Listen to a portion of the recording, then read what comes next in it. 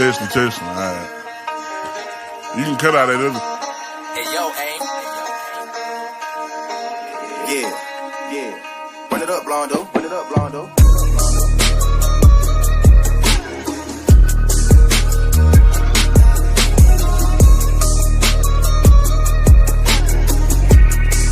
Hey, see y'all from Texas, where we should ride in swangers and put diamonds in our neck.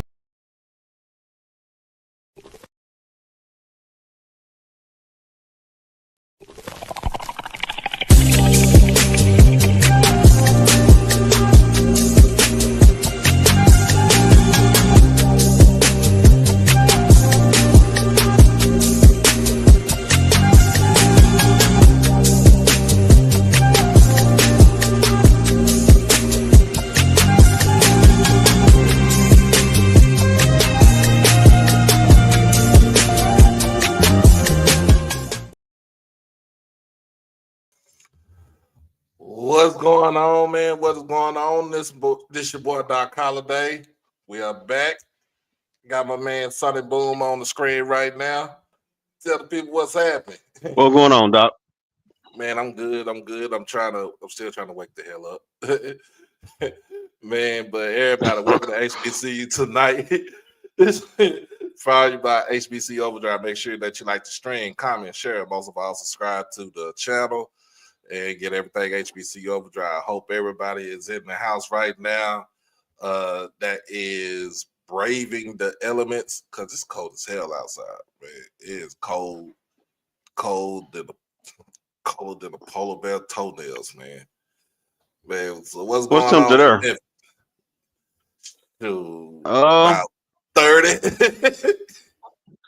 Yeah, it was it's cold here too. I might have to check the temperature. I know I stepped outside for a little minute this morning. There was a couple of baby snowflakes falling. Oh, y'all got snow coming in. We ain't got none of that. We just got straight up cold. Yeah, it's about 26 here now. Oh yeah, we getting straight up cold. Jay said it's 36 degrees in down there in Macomb. It's cold. It's I know one thing. Somebody about to get some snow here in Texas, and it ain't us here in Dallas. Go down to Houston, they about to get some snow and ice. Snow. They were talking about what day was that? Yesterday, maybe they was talking about temperatures probably gonna be back in the teens, and the wind chill factor gonna make it feel like single digits. So we'll see. See, I can't do it. That's I'm getting shell shock, reminding me of 2021. Reminding me of 2021. And remember, make sure everybody that's on Twitter, we are live streaming on Twitter and on YouTube. So all the folks on Twitter, hit that follow button, and then come on to YouTube, hit that subscribe button. But other than that, man, let's go ahead. Hey, did you get you must got Kobe's fireplace, man. You must got Kobe fireplace. I need to get mine back going. I think when we was on with Timona, I was telling them that I used to have a whole insert with the blower and everything in my fireplace. I'm about to get another one. I can't even do it over here. We ain't got no fireplace set up over here. Yeah. Ravens and Bills going on right now. Baltimore scored early. You say I got a real one. With real wood. Oh yeah, we Baltimore is up 7-0 last time I checked. But other than that, man, what we got going on? So we're gonna start off with some HBCU news. Has anybody heard from Mississippi Valley in the band? Has anybody heard? Have they gotten to DC? Have they settled in? I guess they there. Shit. I mean, I ain't heard nothing. I ain't heard nobody. Everybody don't forget about Valley now. Everybody forgot about Valley, but have we really forgotten about Valley? Have we really forgotten about them? I don't think we've forgotten about them. From the band to administration to sports, I don't think we've forgotten about them. Now, We can't just wait for them to finally get a coach and an AD. now let's go ahead and let's go ahead and get into that right there. Word on the street is that they found their head coach, and don't know how true it is. Said it might be a one Terrell Buckley. Oh, that's who it is now. I don't know. I don't know. Now this, I'm. Let me go ahead and give credit where credit is due. First and foremost, let me go ahead and shout out Mike Reed. Mike Reed been on the forefront of what's going on in Valley with all the shenanigans that got going on. And yeah, Mike been wild out about it. Yeah, he been pissed off about, that, and he has a legit reason for that. He has a legit reason for it. We talked about this last time. We talked about this.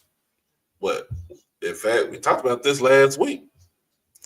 So it's allegedly. Let's allegedly. They're saying Terrell Buckley might be their head coach. Now, the last job that he had as a head coach was in the XFL before they got rebranded.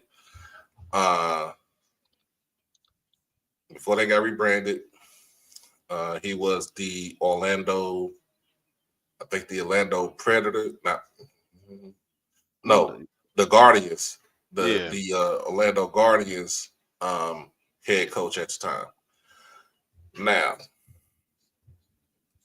let's go ahead and give a good old spiel about Terrell Buckley. It allegedly, if that is true, let me go ahead and put up that good old Wikipedia. You can find everything on Wikipedia. No, not Predator, my bad. It's the Guardians. The Guardians. So let's pull up. Yeah, he was coach 2 years ago. 2 years ago, before they got rebranded. So I didn't even know his first name was Douglas. So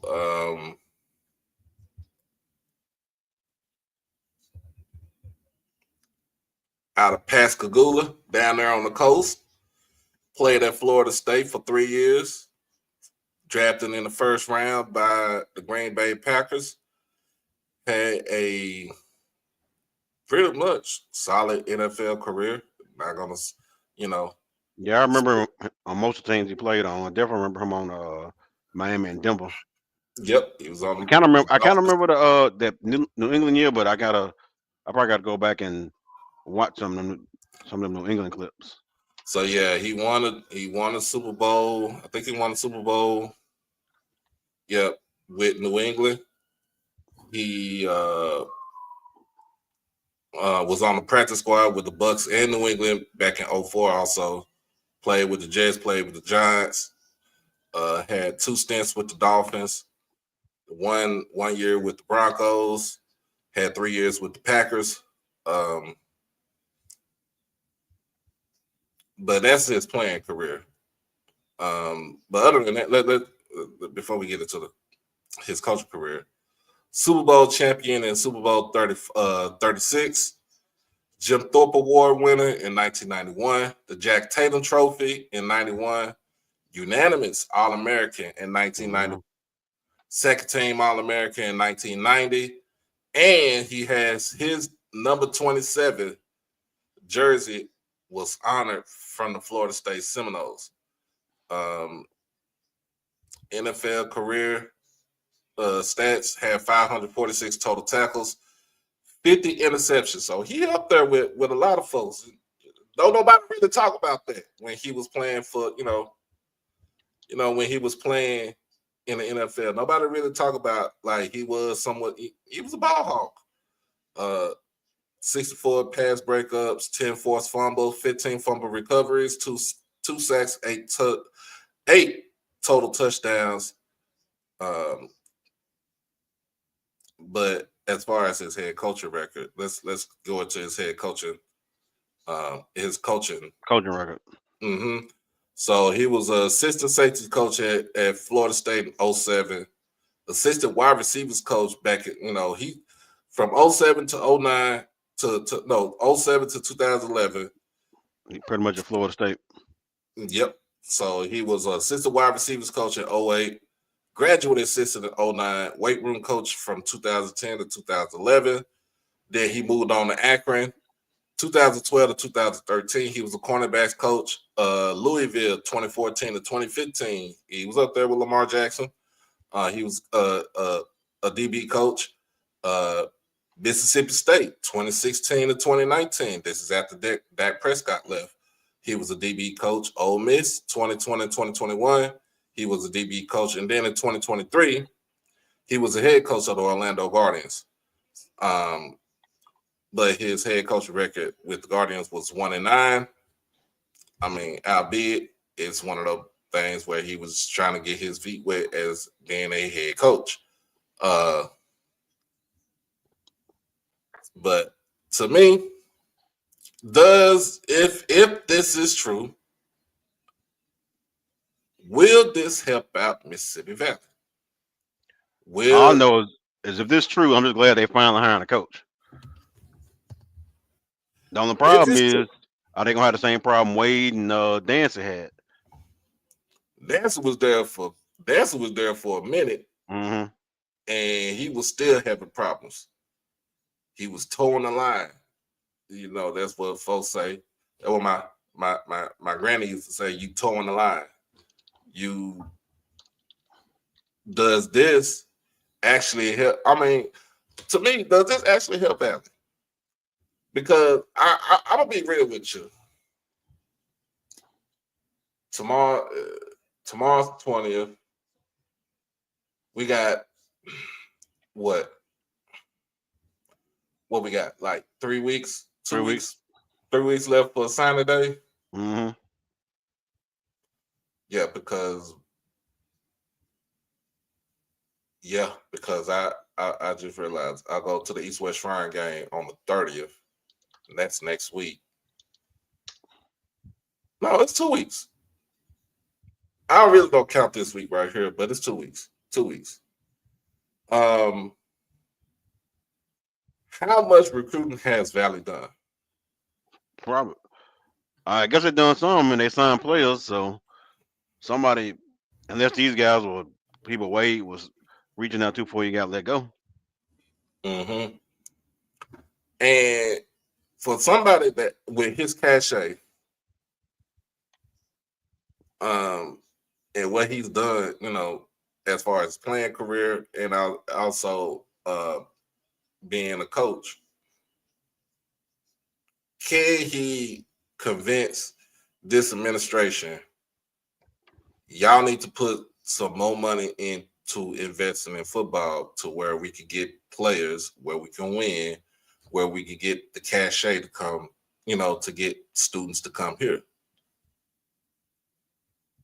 Yeah, are they going to invest in the program, or are they going to leave it up to him to try to bring all the resources in? And that, to me, that ain't fair. That ain't fair. So, and then to me, next on the list for Valley, get a permanent AD, please. I was just about to ask, do we even know what's going on with the AD search? do we know what's up with the AD search? The person that really the person that we need to talk to is Mike Reed. I got to hit him up one day. We could talk about this, but at the same time, what has Valley done with searching for a new AD?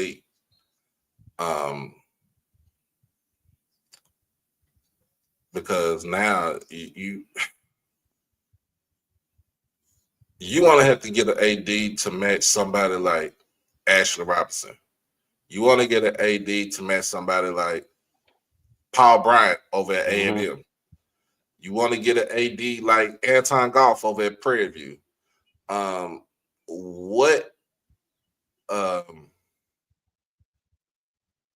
What are they looking for? Are they looking for somebody that's innovative? Are they looking for somebody that can raise money, because that's part of what the AD does too? They gotta raise money for not just football, all of the athletic programs.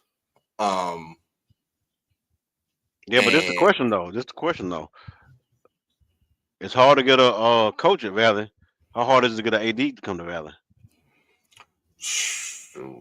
They might have to hire somebody that's maybe been an assistant or worked somewhere else in athletic department that want to take a chance on it, but they still got to be somebody that can deal with getting Valley out of the place they in now. I'm gonna say this: they're gonna have to look from the outside, because right now, I'm not looking within what you got right now. To me, it's already a shit show. It's already a piss poor shit show within your ranks right now. And with a president that really don't care about athletics. The same thing I was thinking. I was just thinking, as soon as you said that, I was thinking, before he made the comment, I'm thinking about Mr. Ford. He don't care about athletics. Hey, yeah, to me, you better care about athletics. That's where your money come from. Because where your money come from, other than getting your grants, other than getting your whatever the state allocates to you, you gotta care about the athletics, and then athletics, especially with football, drives up your attendance, your enrollment. It drives up your enrollment. If you could get Valley to win 5 games in a season, if you could get them to win 5 games in a season, that is a win for everybody there. And it revitalizes your everything around, the city and and the school. Yeah, but Trey, why is it? And I'm just saying, because he allocate that money too?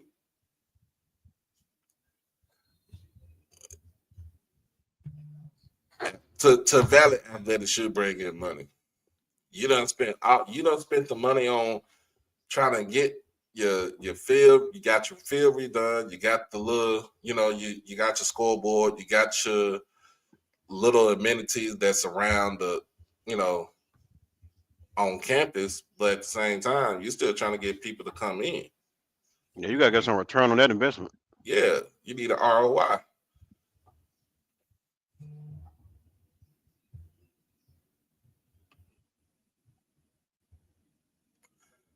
I mean, that's true. They are underfunding. Yeah. So if the SWAC guys say $3 million from ESPN and media rights deals, would that help Valley? Well, you splitting with 11 other schools. So what does it do? That's the reason why the SWAC signed with HBC. They got the tertiary rights with HBCU Go. Now,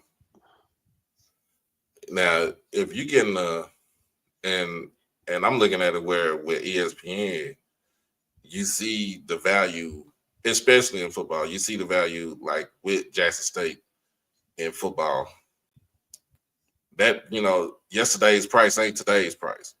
So you have to bump that 3 million to somewhat to like 10 million per school. 10 million, not say per school, but just 10 million, and divvy it up with, or maybe 12 million, whatever. Yeah, each school can get $1 million. Right. Yeah, at least school get $1 million. That helps them out. Now, yeah, Dre, it's nobody. Yeah, it's nobody's fault. As far as with the underfunding and stuff like that, because we all, 3 million per school. Shit, what? That would help Valley immensely if it was 3 million per school. That's doubling what they spending now. Right. Valley. So like, yeah, Valley is Valley's own worst enemy. Yeah, it is.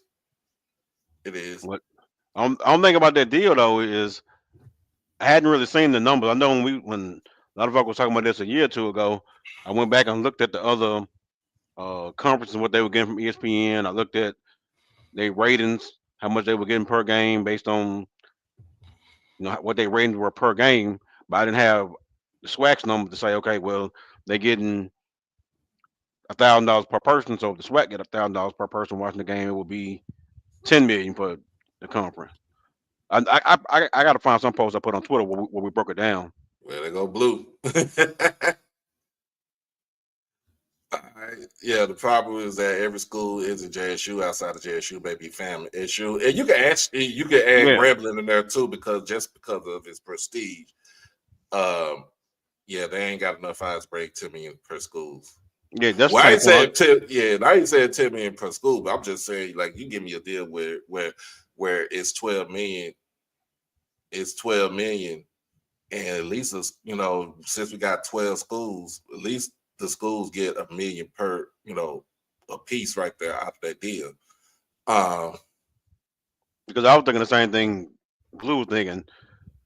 Is the TV views just kind of like the attendance where you got 2 or 3 schools holding up the whole conference, but at the same time, if we know what each school is getting, what is ESPN paying every conference per 100 views or whatever it is, we'll know where the SWAC stand up. Right. We got a lot of people out there. Every time we talk about this, they just throwing random numbers out there. I think Blue did a show like 2 years ago. We have all these people on. And he was talking about how people talking, but they don't really know how all these media rights deals work or getting people to invest in you. But we know what numbers we see when people actually look at the game. I mean, obviously every game ain't gonna be like the Celebration Bowl, but we still need to know. We didn't know. Basically, we just need to know where the money going. But that's a loaded question. That's something that Dr. McClellan he's not going to answer that. Well, he probably gonna answer that, but I'm pretty sure there's a way to find out what we're doing as far as ratings, and then that we can compare. Okay, well, you're giving this conference, $10 for every 1,000 views to get or whatever it is, then we can have some kind of idea what we should be getting. Yeah, I was about to say the band. When the band raised at $350,000, that wasn't due to black people in the state of Mississippi or in just black people in general. That was due to the MAGA folks. Yeah, they want to make sure some more black folk out there looking for dancing in front of Trump. Hey, does Valley even have a social media or YouTube anything for their band? Because I can't find nothing but people talking about them going over the last couple of years. I don't see nothing but they posted or nothing on social media. I'm sure they up there. Right. But if they being quiet about it though, they ain't drawing too much attention to the fact they up there. Right. So this is something that Troy was talking about. Nobody watching Kentucky football or Vandy football said the media deal was because of Bama, Georgia, Florida, maybe Ole Miss. We need FAMU, Southern, Jackson State, and Grambling to do what they are doing. Yeah. Yeah, but it probably helped too if everybody supported whatever games was on. Like if Jackson ain't got no game on, I'm still gonna watch a Southern game, or if I'm not at a game physically, I'm still gonna watch somebody's game. Whether it's ESPN, HBCU, or whatever. Everybody just need to watch whatever game is on, whether it's their game or not. Right. Because all these people, So when it comes to contracts, people all they care about is data. It's just like a comedian trying to get a contract or a rapper or singer. You you you show them, hey, these are numbers I'm doing, and that's how you can that's how you do negotiation. Now they gonna care about okay, how many people watching y'all games? mm-hmm, it's all about the views. All about the views. I'm about to open this up. Yeah, Open. I can't find nothing on Valley. One thing I do know that they ain't the only ones up there. I think I've seen a lot of stories, people kind of getting upset about Snoop and Nelly, and I Oh think yeah, we're gonna talk. We're gonna talk about that in a minute. we're gonna talk about. We're gonna I talk heard about somebody that. mention what's the dude named the activist guy, Mike. Some I can't think of his name right now. I think somebody said he was with the two, maybe Rick Ross. Yeah, I heard about that too. Uh, let's go ahead and talk about right now. I mean, well, they just concluded. Eddie George uh was on an interview today with the Chicago Bears. Um, and somebody said that ain't no Rooney Rule deal. They just went and talked to him, right? Mm-hmm. Um, what do you feel? How do you feel about Eddie actually going to talk to the Bears for the head coaching vacancy with them? I mean, I guess if they interested, you got to talk to him. But I don't think Eddie going nowhere. Well, I think a lot of people saying they don't think he really gonna get the job. They just reading out to him, see what the interest is. Okay, so Dr. Israel said that he wants out of Tennessee State. Now, and I can understand the reason why you say he wants out of Tennessee State because it's in a state of dysfunction. It's in a state of disrepair. So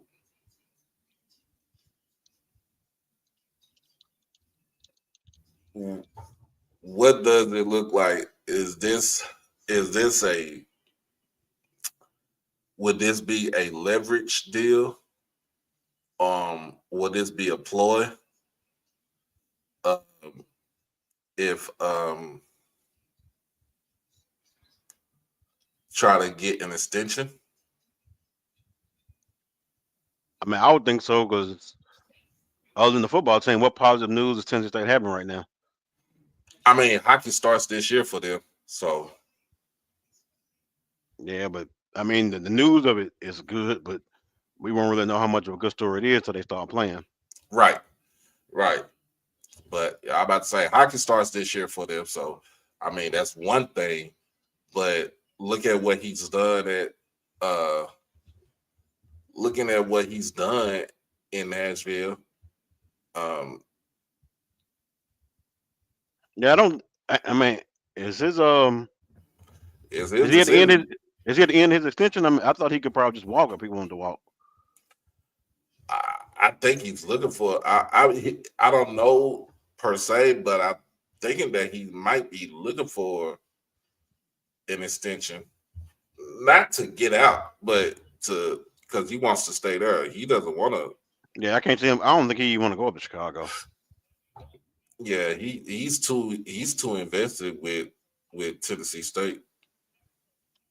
Yeah, I see the comment by Troy White. Yeah, it's crazy in Tennessee right now, man. So, um, and let's go ahead and look at that too.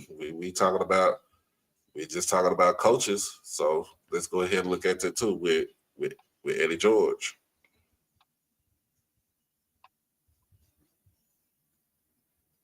I mean, he did just come off a conference championship, or at least a tie for it. And if he can actually Mm-hmm. maintain, he been building some good teams, but they've been losing a lot of guys in the offseason to the transfer portal.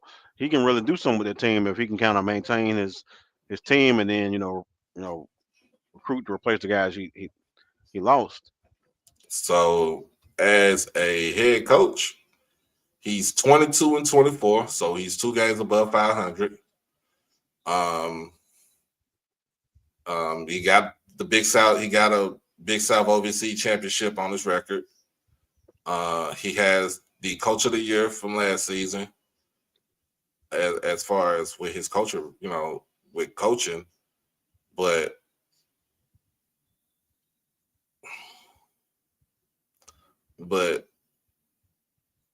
does that warrant a interview with the Chicago Bears? Because they hire coaches for way less.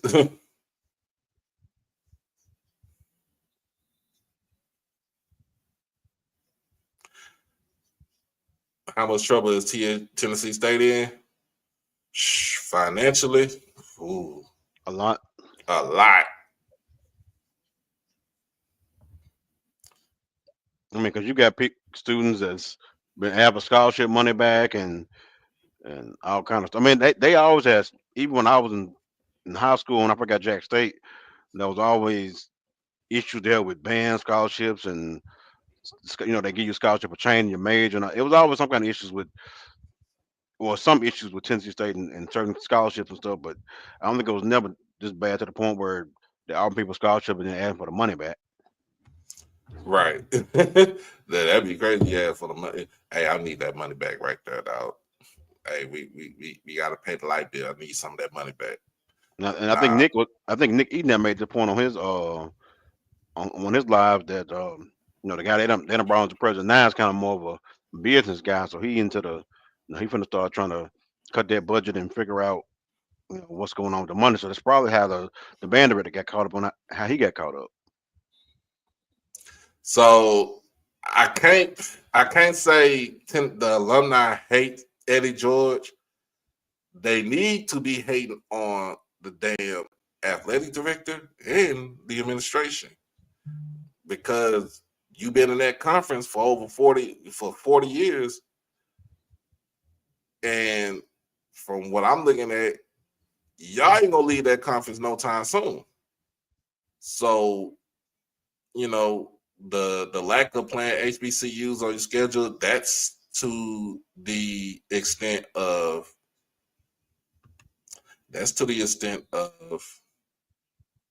not him, not Eddie, but it's to the extent of the administration. And we can look at it. We can see what they're gonna do as far as 25, with their schedule. Yeah, I was looking at some of their future schedule. I think they got North Carolina A&T on their schedule a few times.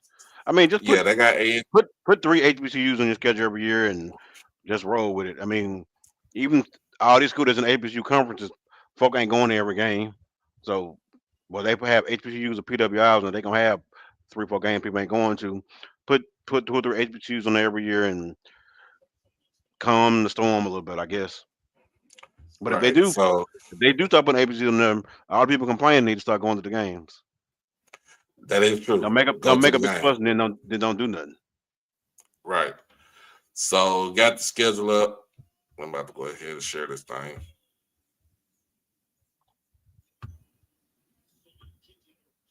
Oh, there go Mr. Ford. All right, give me a second.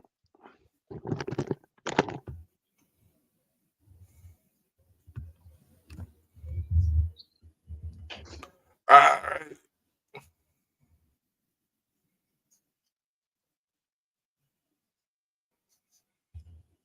There you go, Mr. Ford. There go the link.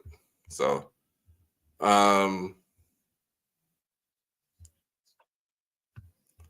so you're looking at this, looking at the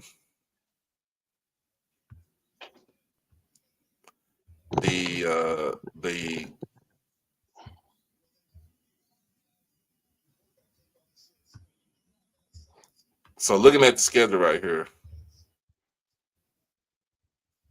This is a TSU 2025 schedule. Right. How you doing, Mr. Ford?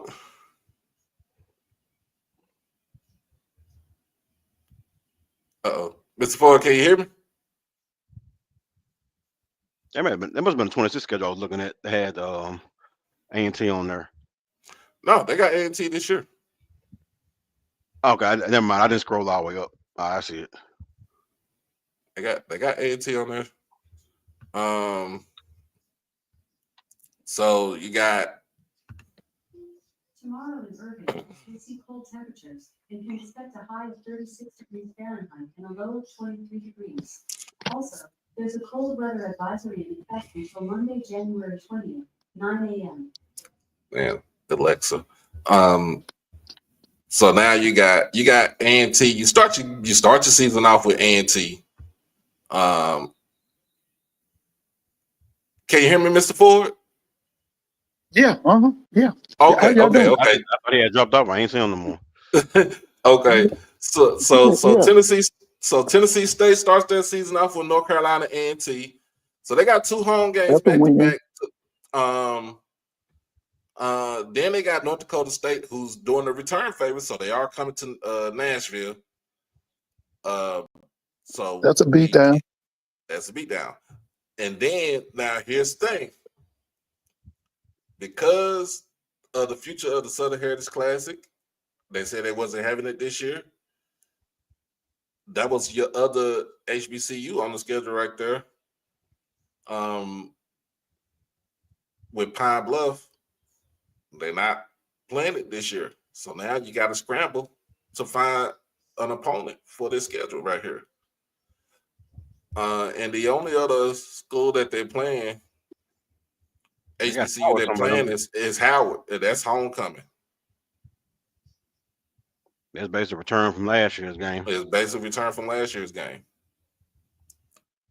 So, I mean, of course, then they got Tennessee Tech, Eastern Illinois, SEMO, Western Illinois.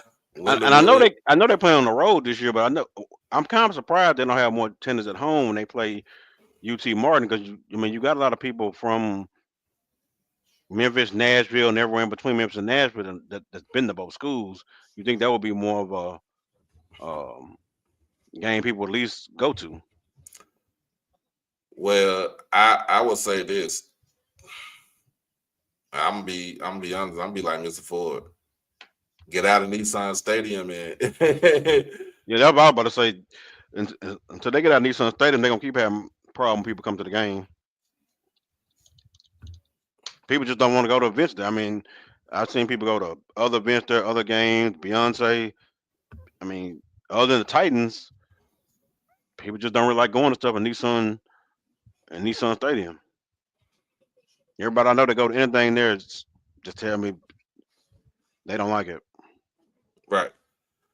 So, Mr. Ford, what is your take? What is your take on Eddie George interviewing for the Bears head coach position? Man, the Bears are doing anything. That's one of the worst organizations in the NFL. They're I'm surprised they interviewed Dion. George Harrison's daughter is 103 old. And they've been in me since. Can you hear me? In and out. Yeah, I hear you now. I'm about to say you're going in and out. I know. I was listening to you all out there. Phone. The Bears ain't no quality organization no more.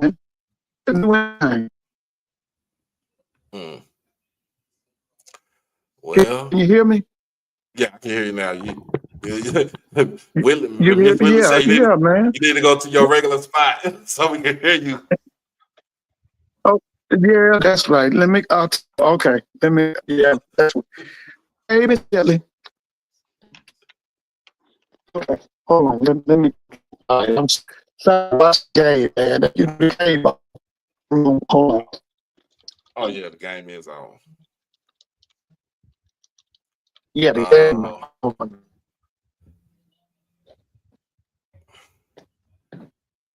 Okay. All right. So yeah, you said that the Bears will do anything. They didn't do anything, man. Oh man, but I then think what was that? Did he drop out? He dropped out. Let me go ahead and get him back on.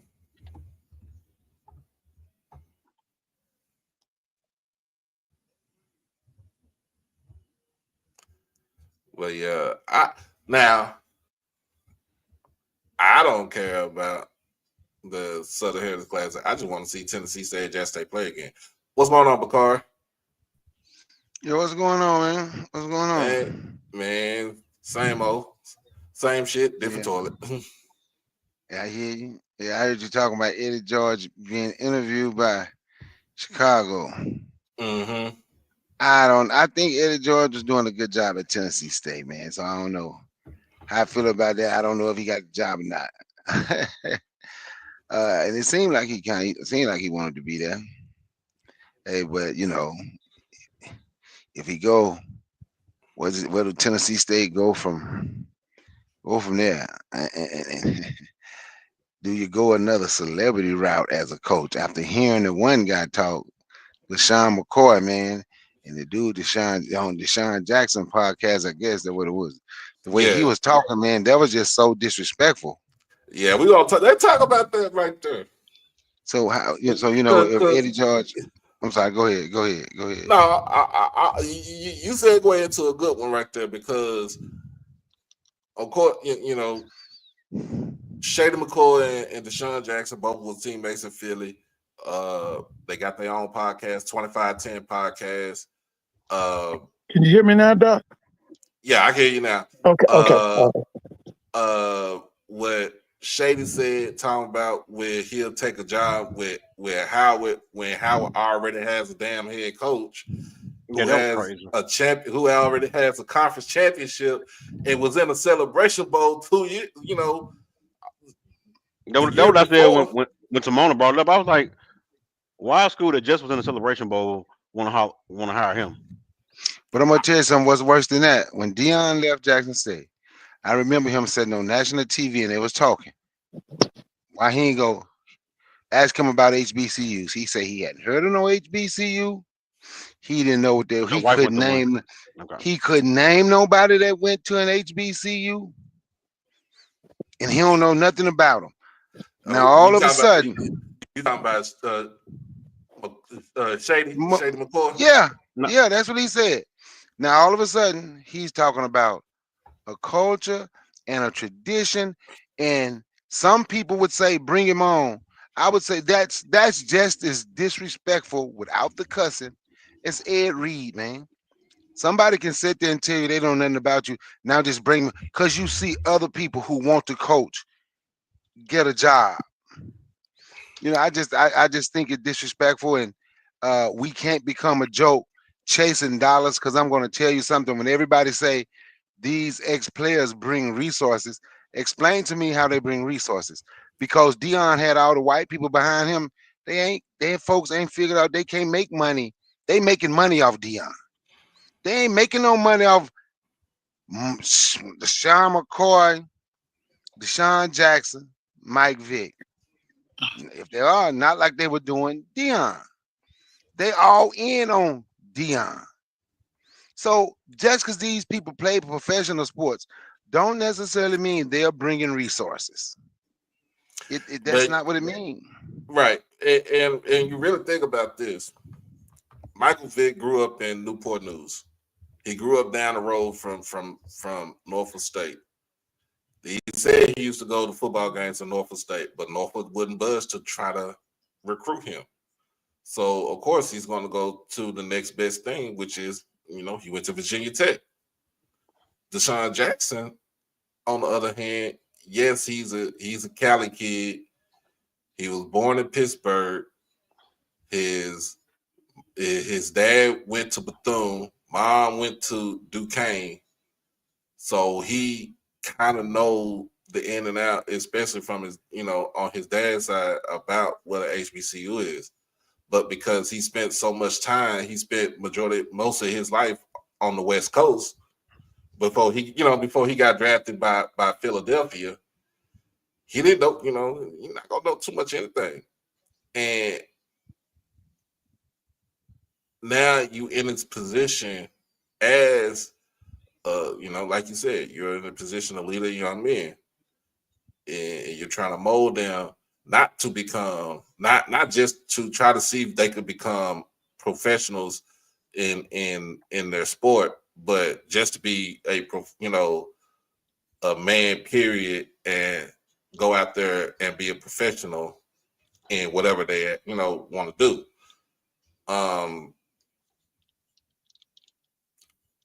I looked at it like it was disrespectful. It was borderline a slap in the face to Howard. And if I'm Howard, I wouldn't even let him step foot on my campus. Let alone have the name Howard come out of his mouth. What do you think about that, Mr. Ford? I will get your opinion on it. Listen, I told Mr. Mona last night, listen, it ain't even worth talking about no shade because he need to straighten up them domestic charges against him. That's what he need to go do. He talking about something, he gonna teach somebody respect and discipline. He don't have none himself. How he gonna teach somebody respect and discipline? I don't listen. I'm not keeping up with nobody like no Shady McCoy. Please. Yeah, he need to stick to what he's doing now. Because I wouldn't mess with him for at least a year. For all we know, his name may pop up in this stuff going on with Fox and Joy and Skip and all that. I know, he keep his nose clean with that. he Mr. know better. Keeping up with him. And Mr. Ford, I don't blame you. I just happened to see part of the interview where he was on there talking, and I just thought it was because I don't know what make these people think that coming to an HBCU is just him. I'm not saying this is what Mike Vick think. I think Mike Vick want to be there. I think Deshaun Jackson is happy for his opportunity.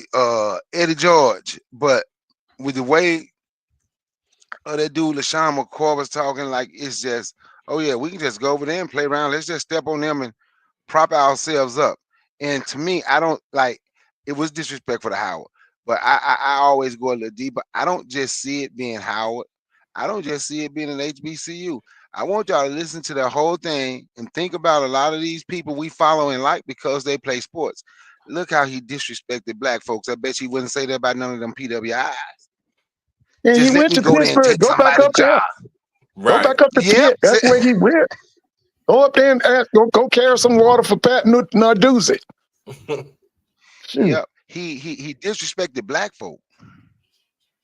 And when you really think about it, with me and Sonny Boone, we were just talking about this earlier. Allegedly, somebody said that they might be hiring Terrell Buckley over at Valley as a head coach. Oh, for real? Yeah, allegedly. I ain't gonna Oh, say. that's alleged. Okay. Yeah, I remember I just woke up to that. I woke up to that this morning, and look at what his resume was. As far we know what he did as a player, but what he did as a coach, a strength coach, not strength coach, but position coach. And then he had his one stint in the XFL with the Orlando Guardians. So what's he doing now? Where is he now? I don't know where he is now. Yeah, we haven't seen nothing since his he was coach of the Guardians a couple years ago. Yeah, that was okay. it. He was Pascagoula, Mississippi. Where was he from? Pascagoula. That's right. Pascagoula. Yeah, I remember him. He played for Bobby Bowden. Mm-hmm. Yeah, DB. He and Steve McNair held the record for interceptions in high school in the state of Mississippi, I think it was. Yeah. Yeah, I remember Terrell. But yeah, but other than that, when you got it, just thinking about hearing somebody like that, he's qualified to me to be a head coach. He's qualified to get into that position. Look, Shady, I don't. You're not qualified to even be on your own podcast. Let's just put it just like that. I'm gonna be real. I'm gonna be real with you on that. You're not even qualified to be on your own podcast because some of the stuff that your takes that you bring out, that you say, is straight up. Whitley she gonna blame me for this. It's straight up retarded. But at the end of the day, you know, won't you, like you said, with the way we said with Ed Reed, why don't he just go the route? Because if you want to go the route that Dion went, Dion coached, and Dion was a head coach and an offensive coordinator in high school. I mean, did he fast track himself to get to Jackson State? Yeah, he did. He did. We're not gonna dismiss that. He fast tracked himself to Jackson State. What he did out there as a coach at Jackson, did it elevate him to Colorado? Yes, it did. What he did at Colorado this year, is it trying to elevate him to other positions in a higher league in the NFL? It is. So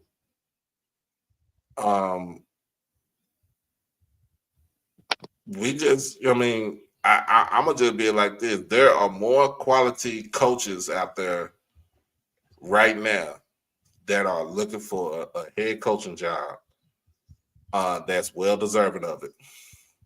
One of the guys I would say is the defensive coordinator over at Johnson C. Smith, Barry Tripp. He is well deserving of a job that's coming. If it's open, I think his name needs to be in the forefront.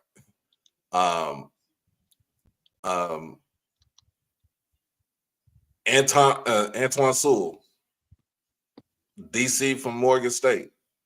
He is well deserving for a head coach job. If it's a job out there, HBCU world, and for HBCU football, if it's a head coaching position open, his name needs to be at the top.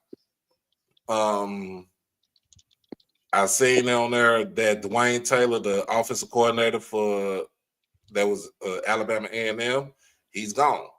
But does he deserve to be in the line for a head coaching job? I think so too. There's a lot of good coaches out there right now that have pretty much blood, sweat, and tears that are open to becoming head coaches. Like even with over with Jerry Mack at Kennesaw State, he had his time as a head coach at Central. Yeah. And he was successful at Central. Yeah. Mm-hmm. So why did it not lead to another head coach position? You get what I'm saying? Yeah, he had some offers to be offense coordinator because I know Syracuse offered him, but he wouldn't leave for the Syracuse, but he did leave for the Rice offer. Rice made him an offer, and that's what he left for. And then he went from Rice, and then he got to Jacksonville, the running back. Tennessee. Volunteer. Yeah, volunteer. Running backs position coach. Yeah. Mm-hmm. For Tennessee. Yeah. Turn around, go to the NFL. It became the Jaguars running backs coach. Right coach. Yeah. And now he's over at Kennesaw State. Yeah. Mm-hmm. Oh yeah. And if people don't understand, his roots started at Jackson. Yeah.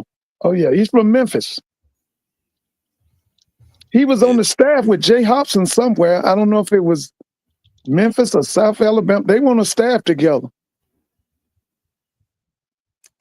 Probably South Alabama. Yeah, it was somewhere there because, he was on the staff with Jay Hobson. Just probably in South Alabama, but I'm looking at it, man. Like it's a lot of deserving coaches out there And don't get me wrong, if somebody like Michael Vick, who had aspirations of being a coach, the head coach, if he wants to take a chance, if he wants to take, that chance at it, and he's humble enough to take that chance, let him take that chance. You know what I'm saying? But I'm excited right now about that. Jackson is saying that Norfolk and Delaware State should play in Lincoln Field up in Philly.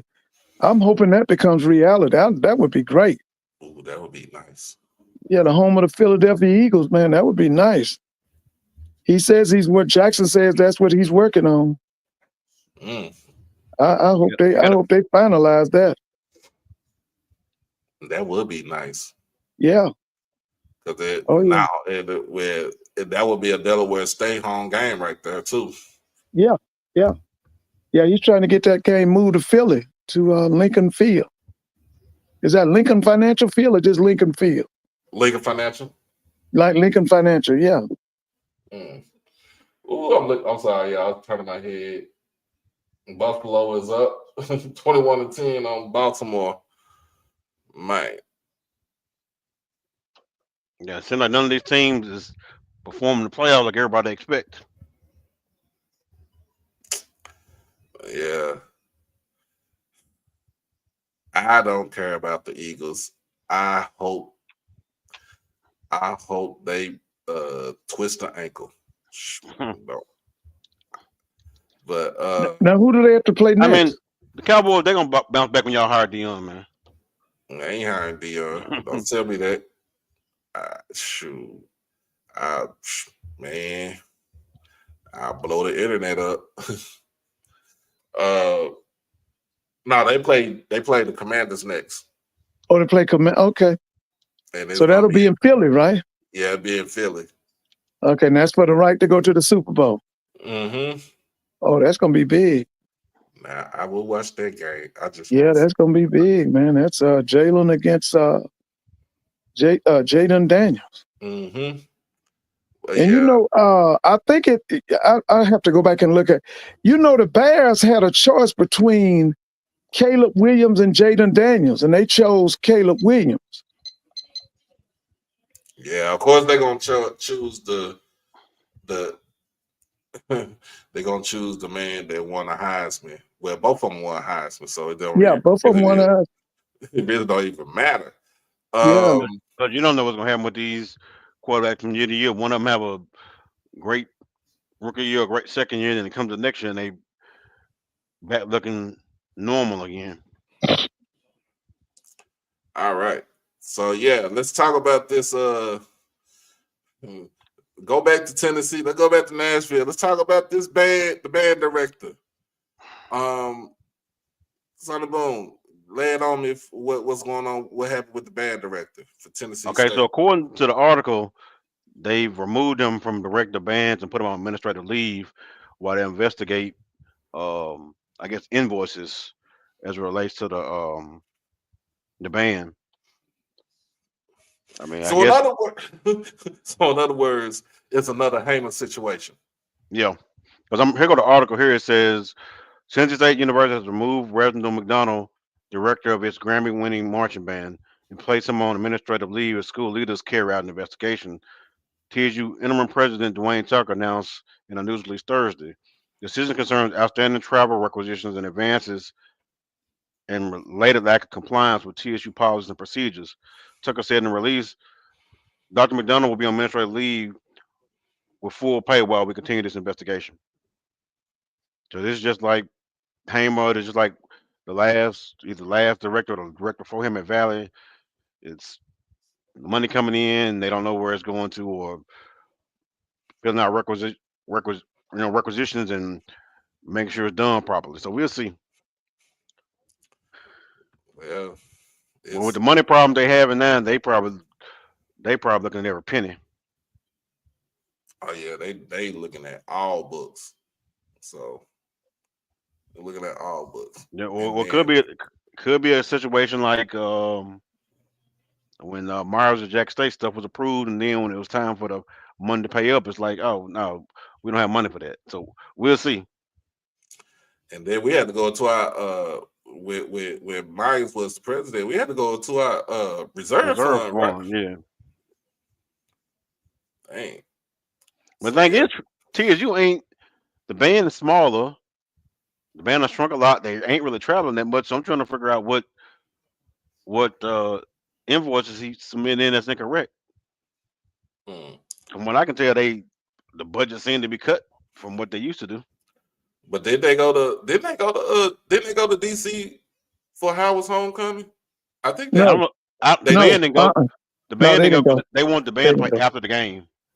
Yeah, they So the didn't go. stadium, they didn't go. They actually put an article out saying they was gonna skip 2 or 3 games. They couldn't. They didn't have the money. Then they skipped Howard because they wanted the band to perform after the game. Basically, Howard said, "This ain't your show. This ours." Yeah, they said, well, That we was- only got enough room for our own people. yeah, I'm not paying $250 for that. I ain't paying $250 for that foolishness. But I don't know. That's just one of those sticky situations where you just got to know that you just got to know what your budget is. You got to plan your budget out. So yeah, they was at the National Battle of the Bands. That was in Houston. They was there at the beginning of the season band year. Because I hadn't seen them. I saw them there. They were Of in course, Memphis the in same week we Memphis, played Southern. I don't. Where else have they been? other than home. So You know, basically they are in the same situation like let's say another SWAC band, 2 SWAC bands that's in Florida, yeah, FAMU and Bethune. they ain't going nowhere. They ain't It's going right across nowhere. state line or somebody else playing. Yeah, let's go ahead. Man, go ahead and get into the talk about the inauguration for tomorrow. Mr. Ford, you ain't Uh huh. watching it. No. I ain't watching either. Mm-mm. What I'm gonna be watching is they say he gonna sign 100 executive orders in the next 2 weeks. That's what I'm gonna be watching for. Yeah, I'm trying to see what the executive order is going to be. I think he didn't he put out one today. I think he did.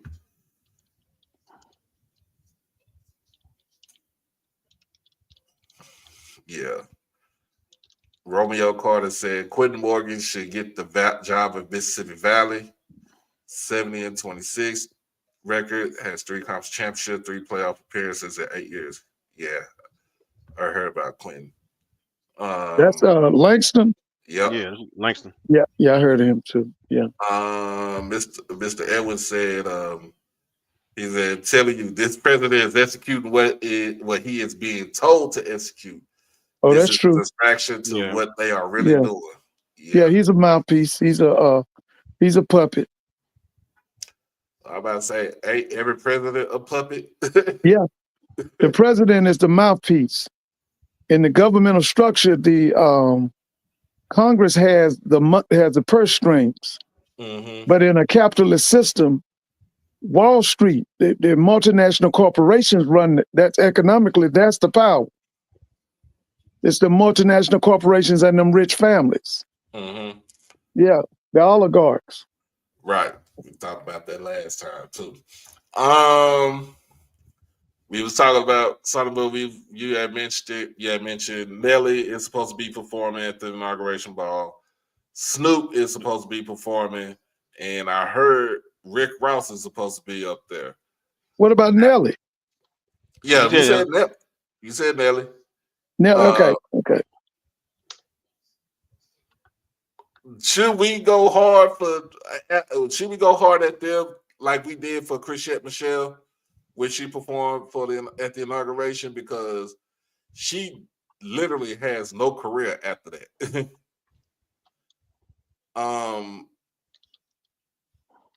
Should black people cancel out those 3 right there?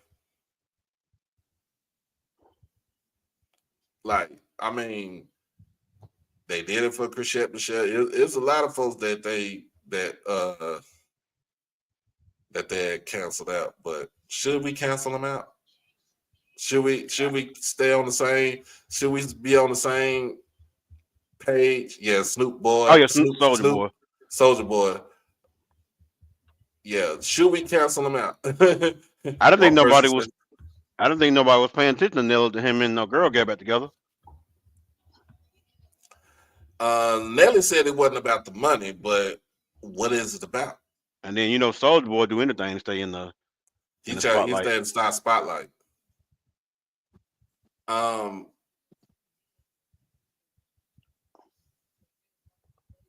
mean, they probably ain't gonna cancel Snoop, but it was somebody else I heard about. I can't think of who it is right now. I like what Willie said. She said, "Be like Nino Brown, cancel that dick."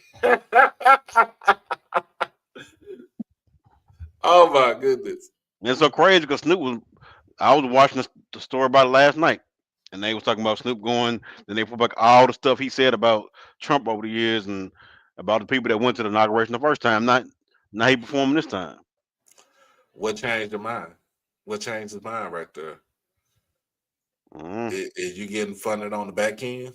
Cause he must be trying to get that post administration money.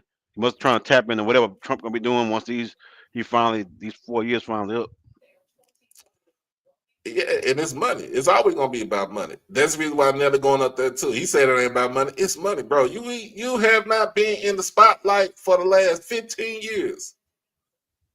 Hot in Here came out 20 years ago. You ain't been relevant since then. The Saint Lunatics ain't been relevant since then.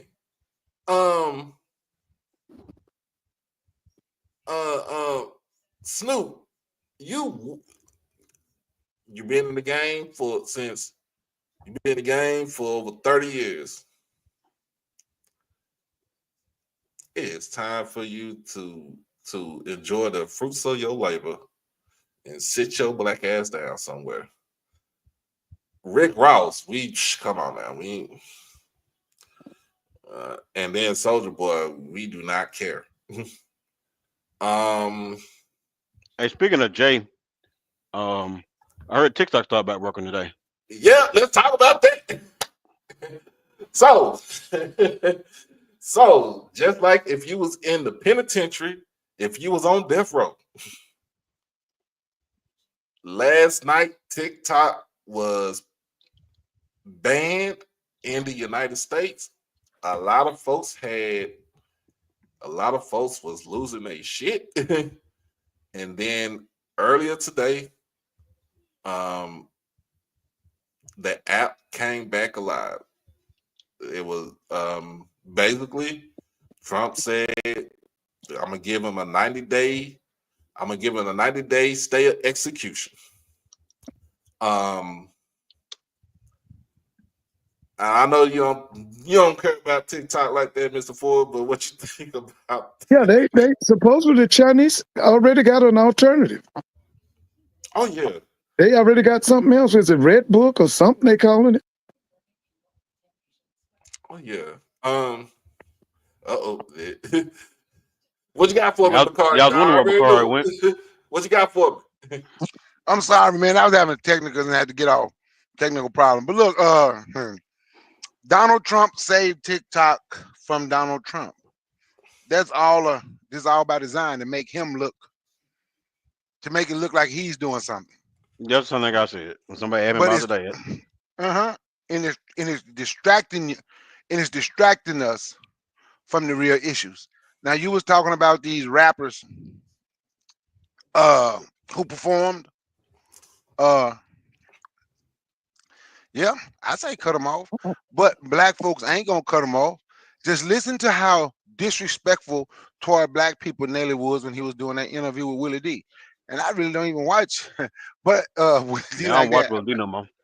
But if you sit and you watch part of that interview and listen to how disrespectful he was, see, black people, we don't punish nobody.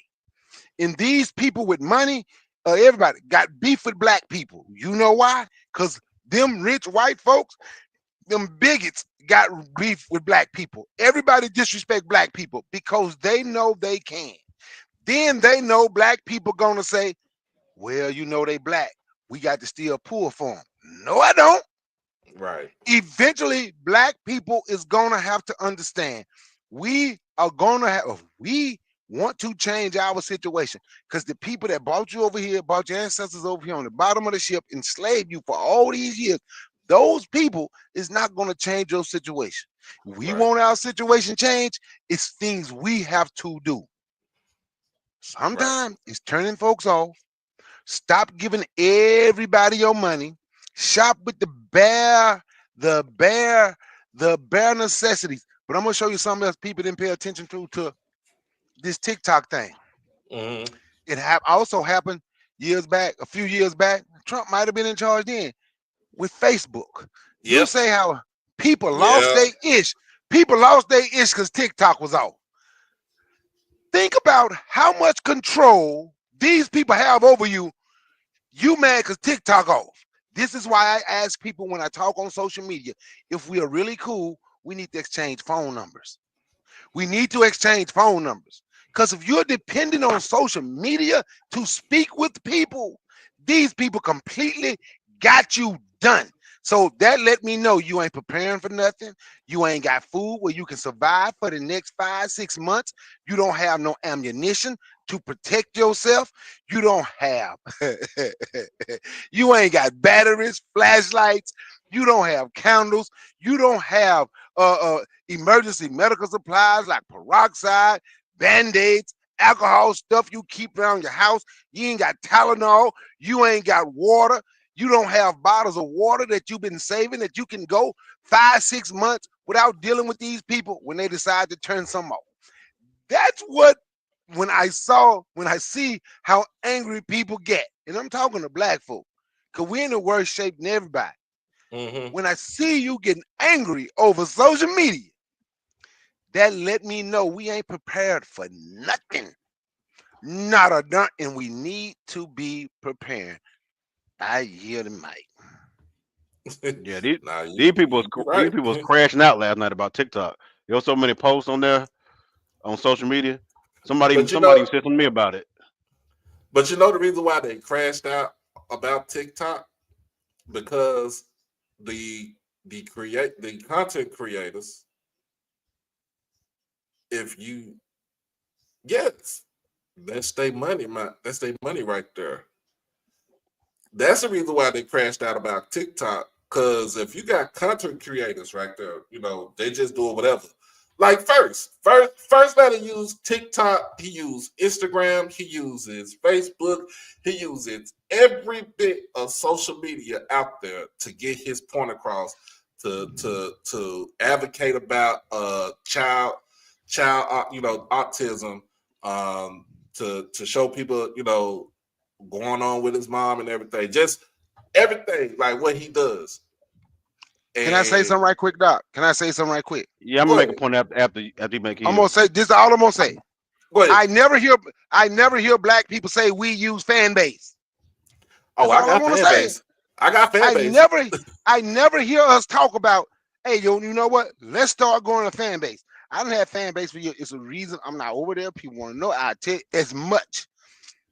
It's things that need to be fixed over there, and he say he's working on it.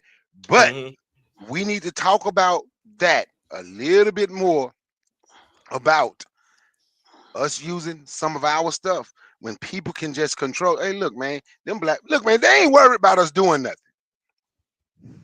Right. But yeah, the TikTok is their bread and butter. But I got fan base. So I'm gonna start using that too. So I knew when days like this was gonna come where like you said, Facebook and Instagram was getting criticized, and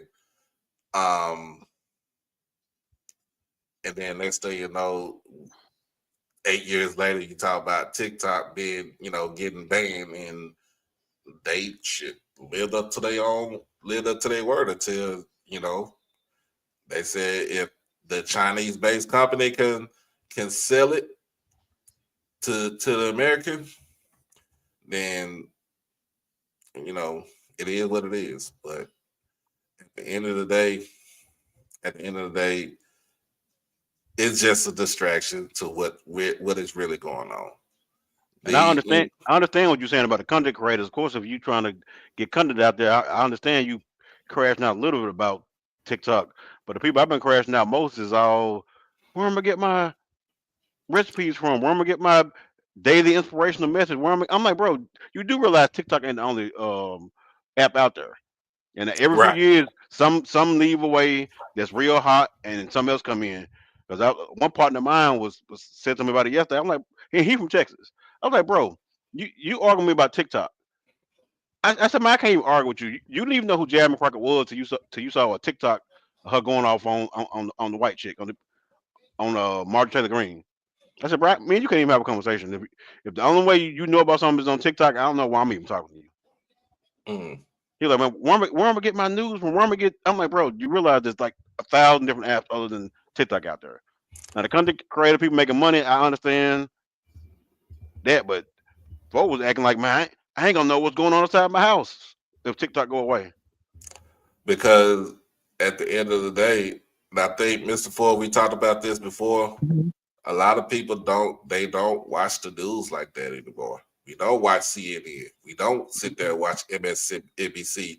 We don't even sit there and watch Fox News because it's one part is propaganda, the other part is everybody.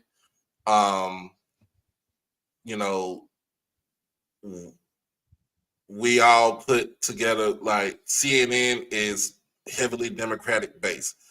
Fox News is at least they claim to be. Right, they claim to be. I don't know what's going on in there.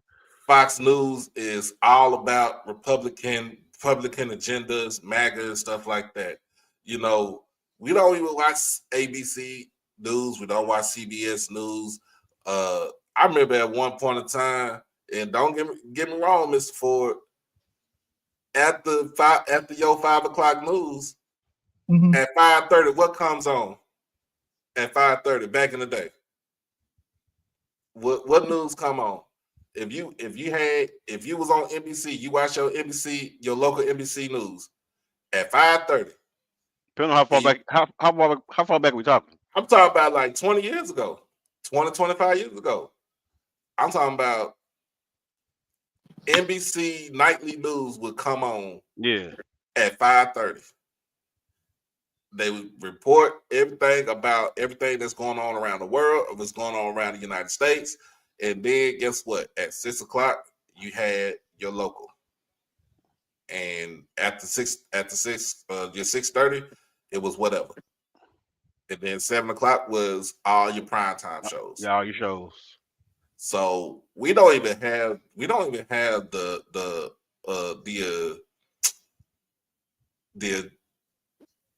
how it was back then. Like I can sit here, and when my grandmother when she was still living, she would always turn it on.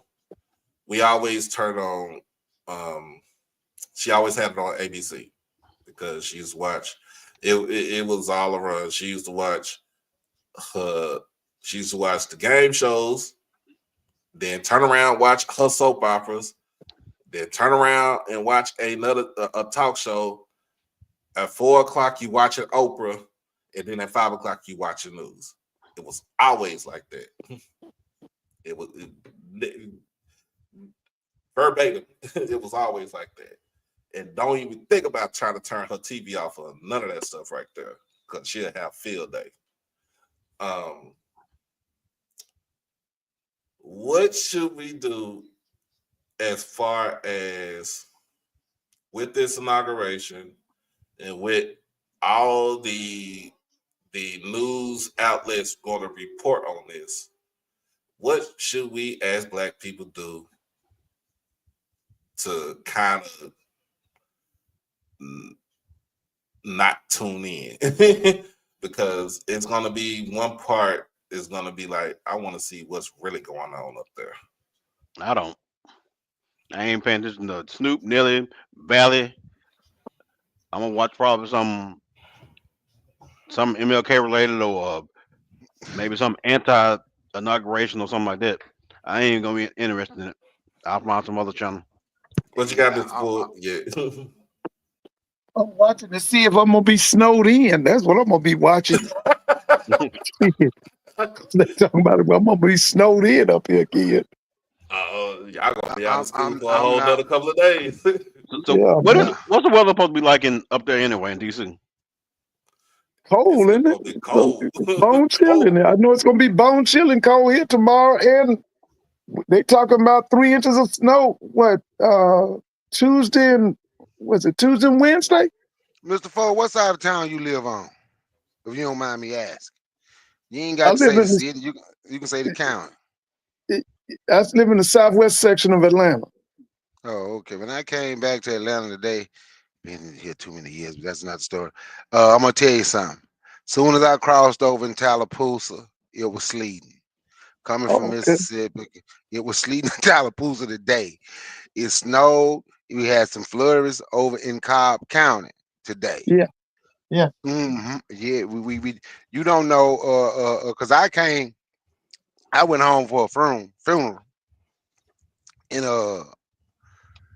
I only stayed last night and got up and left because it's supposed to be hitting down there in Mississippi too.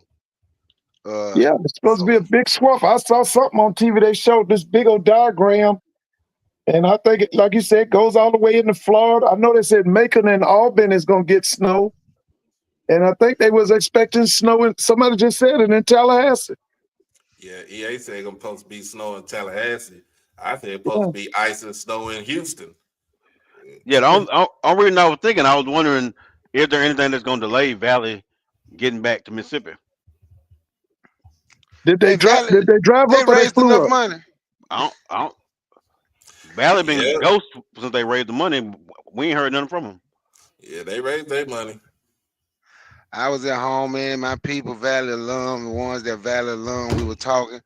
The people that was went to Valley were so pissed off and disappointed in Valley. But that's what happened when you have piss poor leadership. Stuff like that happen. That See, that's what happened. Piss poor is true. leadership. The band director, he would be considered the leadership of the band, right? He Right. went there in 2016 with Talladega College, right? Yep. Eh, And I'm telling you, man, we keep doing stuff like this. I'm telling you, man, eventually now I don't even want to go down that road. But but I'm gonna ask y'all a question. Let me ask a question, man.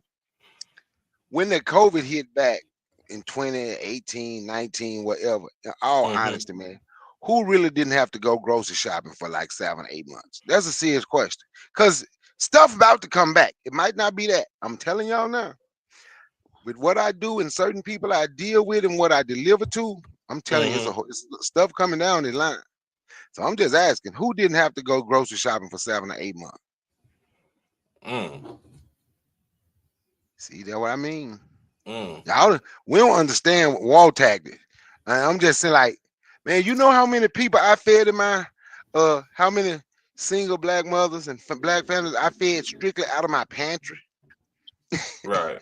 paper towel, toilet paper, able to give a case of water out my Yeah. pantry. Then when they opened the grocery store, it's had certain times you could go. I was going shopping for the elderly people in my community because they couldn't get out. They'll just give me a list and tell me some of the things that they need. And Mm. I was going from store to store to store to store. And I just think that's some of the things we got to start thinking about. The same dude is in our think about it. How many people y'all seen wearing masks lately? Shoot, not too many people since that new whatever that new flu strain came out this year. They, they Man, sure wearing I was them a wearing lot one around him. Thursday. Yeah, look, the same person coming back to presidential had to wear masks before. He in charge again. You're wearing that mask, man. We need to be preparing. I'm just being honest. We need to be preparing. So we I'm need on Yeah, to. this. So in other words, what you saying? So what you saying is we need to be prepared for a whole nother shutdown of everybody. Yep, and ain't gonna get no Trump check this time. This is what I tell people. Because I really know people who want folks to get sick again so they can get COVID checks. But it ain't gonna happen this time. What you gonna do? They're gonna put people in line like they did in the 80s with Ronald Reagan. They gonna give you Ronald Reagan gave you government cheese. Trump gonna put his name on the cheese. You're gonna get some Trump cheese. Mm.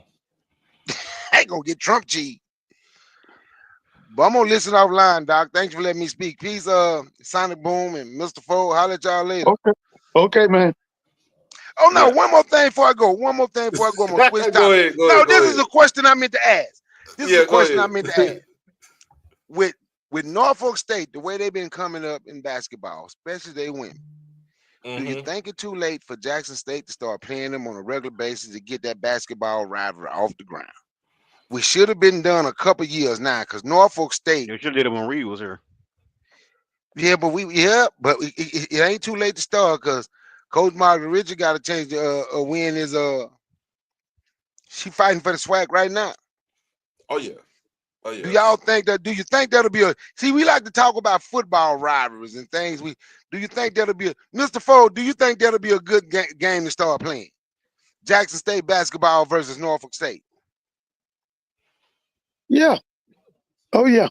But I don't know if well, we would have to see if it's a priority of I was going to say Dr. Ashley Robinson there, because they would have to, make it. You got to get the backing from the administrator, so it would have to be a priority from them. I mean, we'd have to find out how do they feel about that. Yeah, said because I think that'll be a good game. You can have a basketball rivalry. Don't even matter how many states you're a part or hours apart. You can still have a rivalry. I mean, we play Howard or Hampton, somebody in one of them tournaments last year, early season, the preseason tournament. Yeah, we played Howard and we played A&T last year on the men's side. It was part of that. It was a part of that Chris Paul Classic, I think. Okay. Yeah, that's just that's what I was thinking. Because for the last few years, well, not this year, Jackson State a little down, but they still fighting for this SWAC, and I still say they're gonna win because that's where I am. But like Norfolk State women, I think they're in it. I know they're in the top 15. I want to say top 10 in the women's mid major. They were Jackson State been, and they've been in the top 25, top 20 of the women mid major the last few years. I think that's a game. I think that's a game that should have been. I think that's a game that should have been played. You might be able to get more interest in basketball that way. I'm just saying, that's just me. I don't know. I think it would be fun. I think it would be nice. Yeah, Mr. Lawrence said they're number 8 in the mid major. Oh, hey Lawrence, I think he said something he put something in the chat earlier. And I think it was talking about Division II for football. Oh, there we go. It said, as we talked about Division II, and then earn access for automatic qualifier in football, which Division II schools can play more FCS schools for money.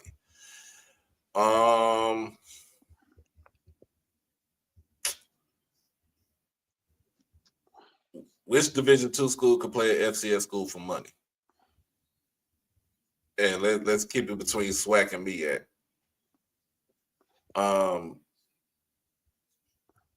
Well, with the MEAC, they already got most of their rivals with, most of their rivals are in the CIAA, so it really don't even matter. Norfolk, Virginia State, that's a rivalry, but that's a rivalry beyond just on the football field because Mr. Ford, is it true? Virginia State, they call Virginia State the big school, and they call Norfolk State the small school. Yeah, Norfolk is very young. I don't think Norfolk was started until the 40s or the 50s. 1935. 1935. Okay, yeah. Yeah, no, Virginia State is much older than Norfolk. Norfolk is a very young school, kind of like Texas Southern. Texas Southern didn't start till the 40s, right? Texas Southern started in 1927. Was it a junior college or was it a college? I mean, was it 4 year? No, let me see. Wait a minute. Houston started University of Houston started in 1927. Yeah, Texas Southern started. I think Texas Southern started in 1950. Let me. Yeah, that's what I kind of thought too. It was because of a desegregation case that the state of Texas made Texas Southern a 4 year institution, right? Right. No, Wasn't it somebody was suing? So Texas Southern started in 1927, March 7th, 1927. So they get ready to go up on 98 years. So they were started as it became a 4 year institution when? Let me see. So they started from the Houston Independent School District Board resolved to establish junior colleges for each race, as the state was racially segregated in all public facilities. The resolution created Houston Junior College, which later became the University of Houston, and Houston Colored Junior College, which first held classes at Jack Yates High School, which is around the corner for Texas Southern. The school's name was later changed to Houston College for Negroes in 1934. In February of 1946, Heenan Marion Sweat, an African-American man, applied to the University of Texas School of Law. He was denied admission because of his race and subsequently filed lawsuit in Sweat versus Painter. That's in 1950. There you go, Dre. I got you. The state had no law school for African Americans. To avoid integrating the University of Texas Law School, the state of Texas made several offers to him, to Mr. Sweat, to keep him from going to court. They offered to establish the Texas State University of Negroes, which would include a law school. Some Black leaders welcomed the idea of having another state-supported university in Texas, while many others felt as though the university was created to solely avoid the integration of the University of Texas as well as other white institutions. In the end, they did not grant Sweat a writ of mandamus to attend the University of Texas. Instead, the trial court granted a continuance for 6 months to allow the state time to create a law school for Blacks. As a result, the 50th Texas legislature passed Texas State Senate Bill 140 on March 3rd, 1947, authorizing and funded the creation of Texas State University for Negroes as the first state university to be located in Houston. So the school was established to serve African Americans in Texas and offer them fields of study comparable to those available to white Texans. The state took over the HISD-run Houston College for Negroes as a basis for the new university. Houston College moved to the present site, which is adjacent to the University of Houston, which was donated by Hugh Roy Cullen.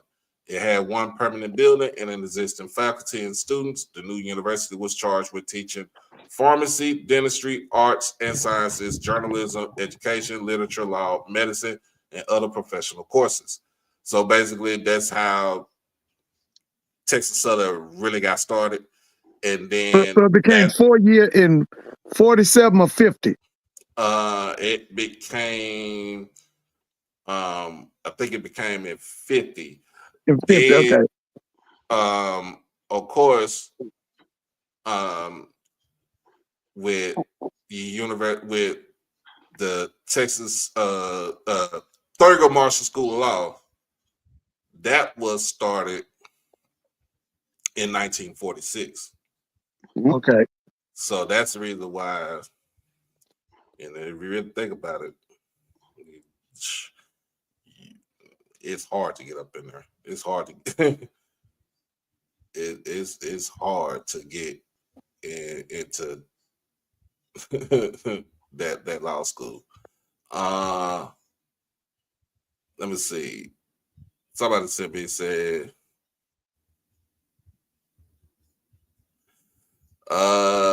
Mr. Isaac is asking me a sports question. Said, is Dominic Ayo going to Alcorn State or Jackson State? I want Dom to play for Jackson. Now, I don't know where he's going to go. That is up to the coaches. Now, like I said, I will actually talk to you. I just sent it over to one coach. I don't know what's going on. Okay, so now, the show, I just got a word about the show for HBCU Nightly. TC is not going to be on there tonight, so they're only going to interview Jerry Mack on their show tonight. So TC is going to come on for another time.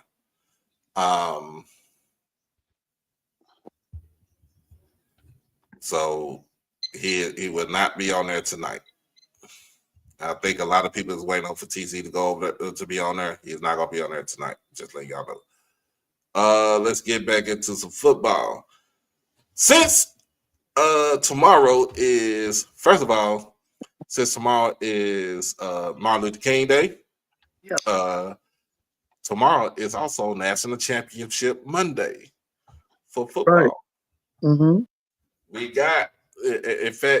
We got Notre Dame with Marcus Freeman. Right. Going up against Ohio State. It's former school that he used to play for, and I think he was on there as on staff, as if I'm not mistaken.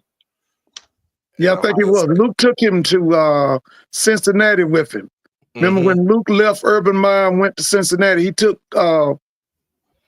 Maurice with him because he made Maurice defense coordinator at a very young age. Mm-hmm. Yeah.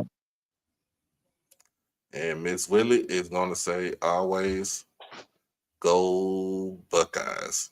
Oh, yeah. Yeah, I think it's that year, Miss Whitley. I think this is the year of the Buckeye. So we got, let me check the game out right here. Let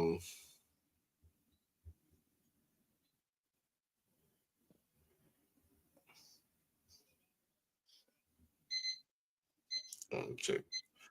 See what's the line on this game right here.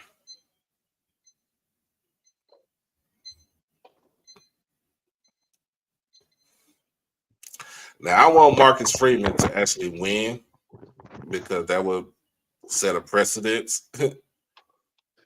Oh yeah, in college football. Yes, it would. He's been the head coach now 3 years or 4 years. 3 years. 3 years. Man, if he wins this thing in his third year, man.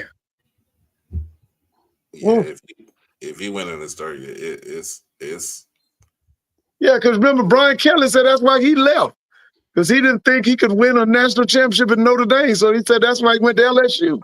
Man, Brian Kelly left because he's scared. He I don't know. Brian Kelly is a whole nother anomaly for us to talk about. The spread on this game is Ohio State by 8.5. And the total is 45.5. Ooh.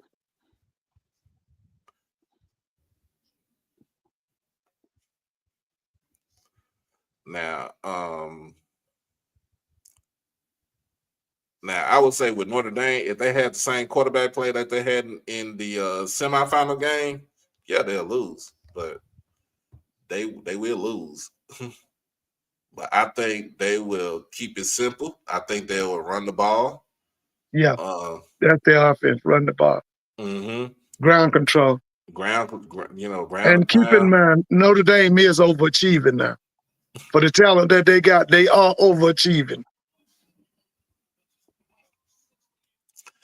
I wonder if Tim Brown is going to be on the sidelines for Oh, Notre Dame. everybody that's ever played for Tim, they probably gonna go get dead people. Everybody that's ever played for Notre Dame gonna be on the sideline. And What you say, Ohio State Mr. too. What you say, Huh? Mr. Ford? They gonna dig on Nuke Rockney.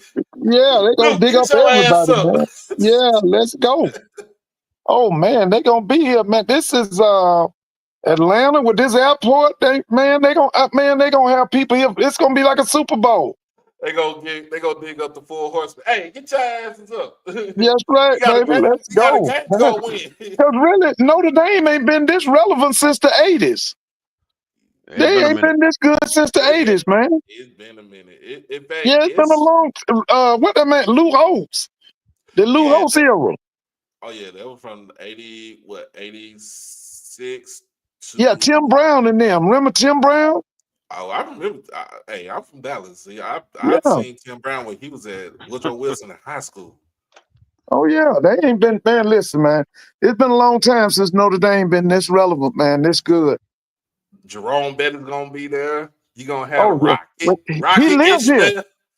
Yeah, Jerome Bettis lives here. Oh, in Georgia. Yeah, he lives in the Metro Atlanta area. Oh, okay. One of his sons played for. Was it? What? We got this private school called. It's an academy. What is it called? Oh man, it's out in East Point, Georgia. His son played for them. Okay, I think I don't know about the school, but I know his son because they try to get he tried to get his son at Notre Dame. Yeah. Woodwood Academy. That's what it's called. Yeah, Woodwood. Woodwood Academy. That's what it's called. Yeah. Yeah, we just gonna dig up everybody. Oh man, they already in here, bro. They already in here. We gonna dig up everybody. You talking about two of the biggest fan bases in this country, man. Notre Dame, that's every Catholic in America. And then you talking about Ohio State. You know the state of Ohio got over 20 million people, man. Oh yeah. Man, shoot. Man, there's so many. That game's gonna be a sellout easily. Oh yeah. They in Georgia this year. Yeah, it's in Atlanta. They down at the Dome. That's what I'm saying. With they can fly in here and fly out when they get ready, man, there's gonna be so many people in here. Shoot, that's Tech always loves when Notre Dame comes because they make all that money over there when Notre Dame comes. Oh, you talking about at the varsity and yeah, and Georgia Tech too. You know, Georgia Tech don't always have a sellout, but when there are two sellouts, is always the University of Georgia and Notre Dame. Those are guaranteed sellouts. Whitley. I'm at work, and it was a drove of Ohio State fans that came into my store. Oh yeah, last week when they played here in Dallas. I was like, hey, y'all better not lose to Texas because I'm a clown y'all if y'all lose to Texas. Yeah, that's Ezekiel Elliott and all them will be here, right? Oh, Zeke still got a house out here. You still Bobby Carpenter. Yeah, Bobby Carpenter. Yeah, Bobby Carpenter. You got James Laurinaitis. You got, of course, Eddie gonna be there. Eddie got Eddie will be here. He can drive down here from Nashville. Eddie gonna be there. You got you got David Boston. You got a what's that running back name that got in that trouble that time? Maurice Remember? Claret? Yeah, you know he'll be here. Yeah, he'll be there too. LeBron gonna be there because now LeBron ain't gonna be there. If he got a game, he ain't gonna be there. What about Jim Trussell? Will they let him back on the sideline for that? I don't know if he'll probably be here. Probably so. Man, don't even talk about Joey Galloway. He'll be working. Joey Galloway will be working. Yeah, he'll be working the game. He'll be working. And Kirk Herbstreit. Yeah, Kurt Herbstreit. Yeah, that's right. And then, Kurt making all that money, man. Kurt doing pro and college. Oh yeah. And then you got with Notre Dame, you got Rocky, you got Jerome Bettis, you got Jeff Samardzija. Jeff Samardzija, the receiver turned pitcher. Yeah, the Chicago Cubs. Yeah. Yeah, Man, they David Rice got so many folks, man. Please. isn't there. You got Remember Tony Rice? Tony Rice. You got Tony Rice? Tony Rice, Ricky Waters. Yeah. Shoot. Yeah, all them guys is here, man. They probably done bought up about 40 restaurants, man. Cause the ones that can't get in the game, they probably gonna watch some games at them restaurants. Shoot. What you got, Picard? Hey, I got a question. I got a question to ask. I ain't trying to step on toes or offend nobody. Go ahead. Go ahead. I just want to know, why is it white folk stuff like them powerfuls so important to black people? I bet you none of them schools can name nobody on a SWAC team or a MEAC team. Why do we know them so well? Why Because it's their can't we country. just? Okay, It's their I don't country. know them. Okay, watch this. It's their country. Okay, It's I their can say that. country. But watch this. But when a powerful commissioner, see, we don't have to accept disrespect though. See, now it's getting to the point where we're okay with disrespect. Because we continue, that's what I mean when I say if we want something to change, we gonna have to, it's okay to turn them off. They turn us off all the time. Think about that. They turn us off all the time. I ain't telling nobody what to watch or what to do. I'm just asking a simple question. That's all I'm doing. And I don't want to step on no toes. I'm not trying to offend nobody. If I did, I apologize. But I'm just asking. They turn us off all the time. It's their country. I ain't gonna argue with that. But if they can turn us off, we can turn them off. I ain't saying don't watch. I'm not saying don't watch the game. But I can hear the excitement for their national title. That's all I'm saying. At the same time, I mean, everything is gonna be centered around DC, and I'm just, to me, I'm looking at it like this, and like you said, yeah, I don't have to watch it, but at the same time, I'm gonna be like, look, I gotta find something else to watch so I can get my mind, or you know what I'm saying, off looking at a fascist president coming right back into office. But I'm maybe it, to me it's just the sport is football, because I can care for either I can care for either one of these teams right here. Doc, you just gave the perfect answer. It's a sport, it's football, you love football, right? That's right. So okay, and that's your answer. And ain't nothing wrong with that. I was just wondering, like for me, I'm gonna be honest, if I'm pulling for a team, it would be Ohio State. Because Ohio State probably gonna beat them by like 5-6 touchdowns. They ain't gonna beat them they ain't gonna beat them that bad, but they gonna kill Notre Dame. They are gonna kill Notre Dame. Hey, you know what? A lot of folks they agree with you. Oh, Miss Whitley she gonna And agree Whitley, with you. I understand, Whitley, you from Ohio. I was just wondering why so many of us. That's all. I just and it just for me. I'm gonna say something. Them folks at work I work with, they'll go to talking about the SEC and all those schools. Then I say, yeah, man, my team, Jackson State. Oh yeah, oh that's the team. That's the team, Dion. That's the team. And I'm like, and as we talk, and I'm talking about Jackson State and Alcorn, like now all of a sudden, don't nobody want to hear that. Well, did you see the Tennessee game this week? No, I ain't watched Tennessee. But no, I get what you're saying. I get what you're saying, because, like I said, I love football. I'm gonna watch it. But I can care, like you said, I can care for either one of them teams right there. Now, if we had HBCU football for the spring again, my black ass gonna be right there on that couch trying to watch every game, like I was in 2021.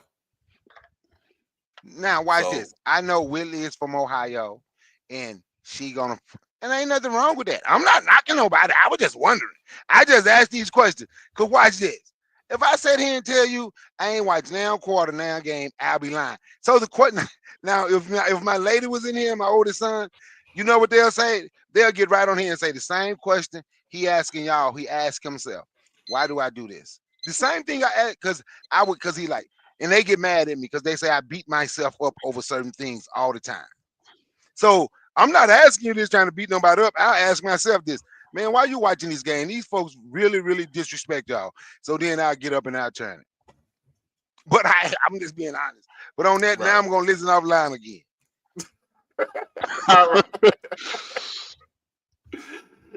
Oh man. So Bakari said Ohio State by 5 touchdowns. What you say, Mr. Ford? I mean, I they mean, should be favored. I mean, they should be favored now. No they doubt favorite. about it. Because like I said earlier, Notre Dame is overachieving. Okay, they don't have a quarterback that the pros is interested in.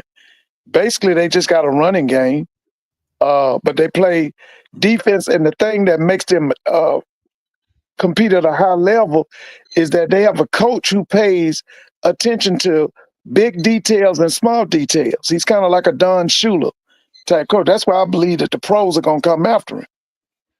I think eventually he will get several offers from pro team because he pays attention to details. That's very important in football. Now, as far as about watching football, man, if they was playing football in Australia, Mr. Ford gonna watch it because I love football. Okay, I don't give a damn where they're playing it at. If they're playing football, I'm gonna watch it. I don't care if it's some Martians doing it. I'm gonna watch it. That's just me. Oh man, that's funny right there.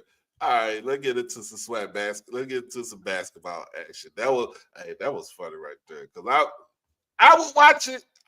Like I said, I'm from Texas. That's all I care about is football. Yeah, I've been watching Football of my football all my kids. life.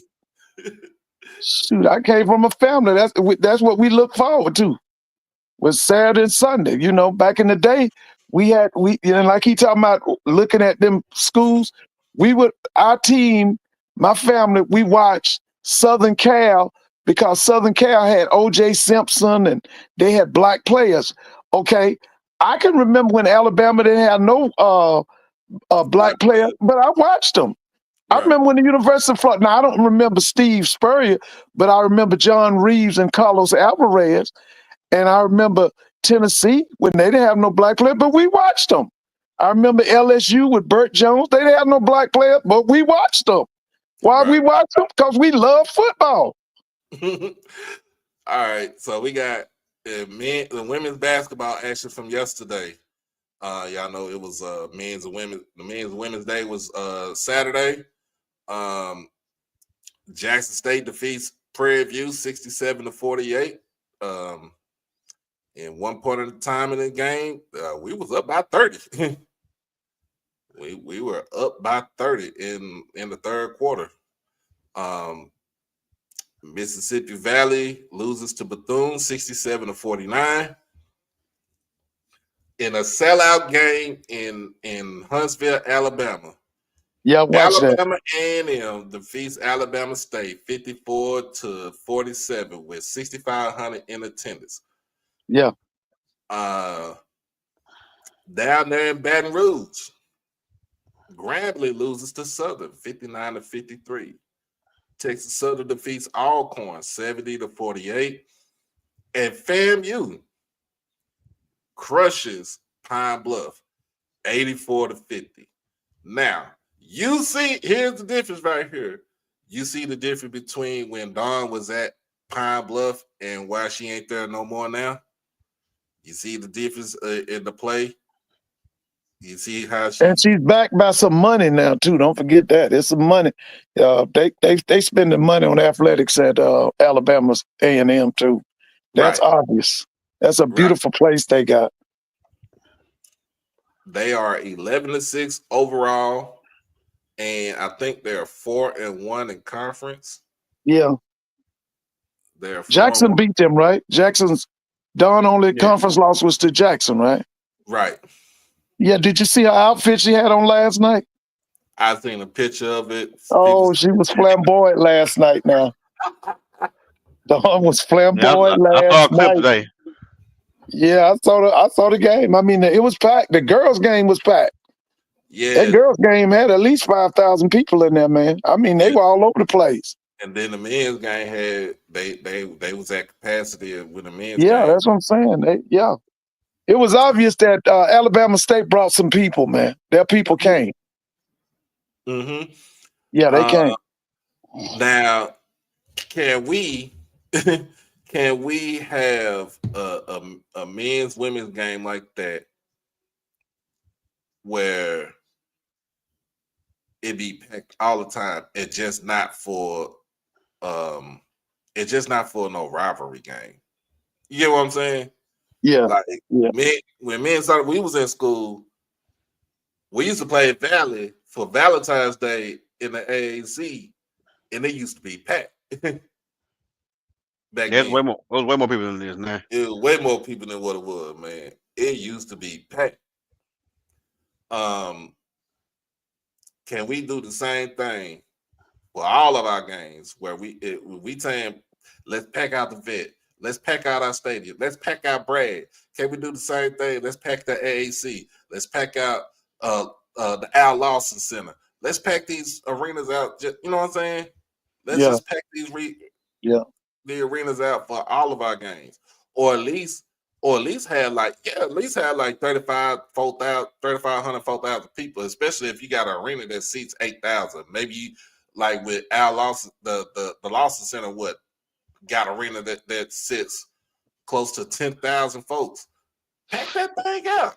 Like Well, at let least me get say this. half of it. Now, I just want y'all to think about this. Do they give a damn about basketball at Florida A&M? I'm talking about men's basketball. Do they? Now, y'all know Florida A&M is heavy football. Right. And they mind on football all year. So I'm gonna say it again. Do they give a damn about men's basketball at Florida A&M? Do they? They got more wins than what they had last year. What's the record now? It's 4-11 right now, but No, I'm talking about conference wise. conference wise, Uh-huh. on the men's side, let me see. I mean, they are 1-3 right now, but it's early. And Okay. remember, it's still a new head coach. So Yeah, new head coach. I'm just saying traditionally, FAMU is FAMU back in the day. Now, when I was in college, they had AJ Triplett. He was the coach. They did have winning basketball, but FAM was always heavy football. They were Pop Kittles and them had a good baseball program. Coach Lang had a world-class track, men and women. You know that girl, Pam Oliver? She was in college when I was in college. They were like all Americans down there. They ran for Coach Lang, Bobby Lang. And they had a world-class track program, men and women. Like I said, they baseball, because see, when I was in college, Vince Coleman was playing for their baseball team. But traditionally, now FAM ain't really cared about no basketball now. They really did. Mm-mm. And so here's the thing: we was on the road. I mean, it's the same thing. We was on the road. Jackson State was on the road to Prairie View. Even though the students were getting back on campus this past weekend, I know this because my niece she just left today to go back to school, to go back to PV. That baby dome should have been packed out. That baby dome down at PV should have been packed out. I don't care, or it should have had at least 2,000 or 3,000 folks up in there. But it's gonna be packed out when they play Texas Southern. We know that. On the men's side, Jackson State defeats Prairie View 79-70. Bethune defeats Mississippi Valley, crushed them 83-58. Close game in Huntsville goes towards Alabama State, 69-65 over A&M. But now, let me tell you this. To be honest with you, you know what that game came down to between Alabama. A&M couldn't hit no free throws. I'm sick. Just go back if you get a chance. Look at the number of free throws they missed in that last 5 minutes of the game. I watched the game yesterday. A&M could not hit their free throws. That game was really even, but A&M could not hit their free throws. They was 14 to 20 from free throw. So, But listen, them 6 they missed, it was all in the last 5 or 6 minutes. Because I watched them miss a lot of free throws. yeah, this game was evenly close though. Yeah, it was a good. The women's game was close. It was good. It was good. They went at each other. Now that's the coach for Jackson State. I think that's Miss Jackson. She's been there for many years. Matter of fact, I remember when she kind of like had a stranglehold on women's basketball. They were kind of like winning the tournament and going to the NCAAs. Her program, when Tamika came in, Miss Jackson's program kind of took a back seat. But before Tamika came in, Alabama State's girls were really good. Right. Yeah. Down there in that dome, what's that? The Frank G. Clark Center in Baton Rouge. Oh yeah. Oh yeah. Oh yeah. I got to see Southern, man. It's a lot of people bragging on Southern's men. I got to see them guys, man. Have you seen them? Yeah, I'd say I've seen them. What'd you think? I mean, what are they big? No, I told you they weren't big. They had a little bit of size, but they're not big. But they are fast. They are scrappy. They actually play man-to-man defense, and I know somebody that's here in Atlanta who, when it comes to basketball, I respect their opinion. He thinks that Southern might be the class of the SWAC this year. That's why I got to see them. I got to see, what they look like, because I'm hearing, but I haven't seen them play yet. Yeah, they are. Dr. Israel said they physical too. So yeah, they are physical. They beat Grambling 67-60. FAMU defeats Pine Bluff 86-76, and Texas Southern defeats Alcorn 66-57. On Monday, now the game was supposed to, for Jackson State versus Texas Southern for the men. The game was supposed to be at 6 o'clock, but they moved it up to 3 o'clock because of inclement weather. So I was trying to, I was gonna get home. I was gonna try to stream it, but I don't get out till 4 o'clock. And when I got the news that they moved it up, I'm like, well, it's understandable. Tomorrow, Alcorn is doing the Texas two-step also, so they're at Prairie View tomorrow for the men. Valley is on the road at FAMU. So Valley and Pine Bluff are doing the Florida shuffle. So Valley is at FAMU tomorrow. Pine Bluff is at Bethune. Hey, and listen, you see, Mr. Moore, you said that Southern. Wait a minute, let me read that again. You said Southern. They aren't a part of any of the SWAC or HBCU Go coverage this season. That's awful. That's true. Yep, say I got to watch on the Jaguar Sports Network. Oh, that's awful.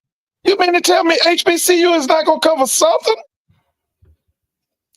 You already know who needs to go out that office, right? I can't believe that, man. Because I thought, oh man, I can't believe that. Ain't nobody showing Southern. That AD needs to go. What you said, man? I've told you that over and over. You know how I feel about him. I ain't got I must say it again. He tore up that football program. He tore that football program up. Y'all might as well go. I love Terrence and all that, but you know what I say about Terrence. Terrence, he did everything right, but one thing: he did not hire an offensive coordinator. You can't win the SWAC like that.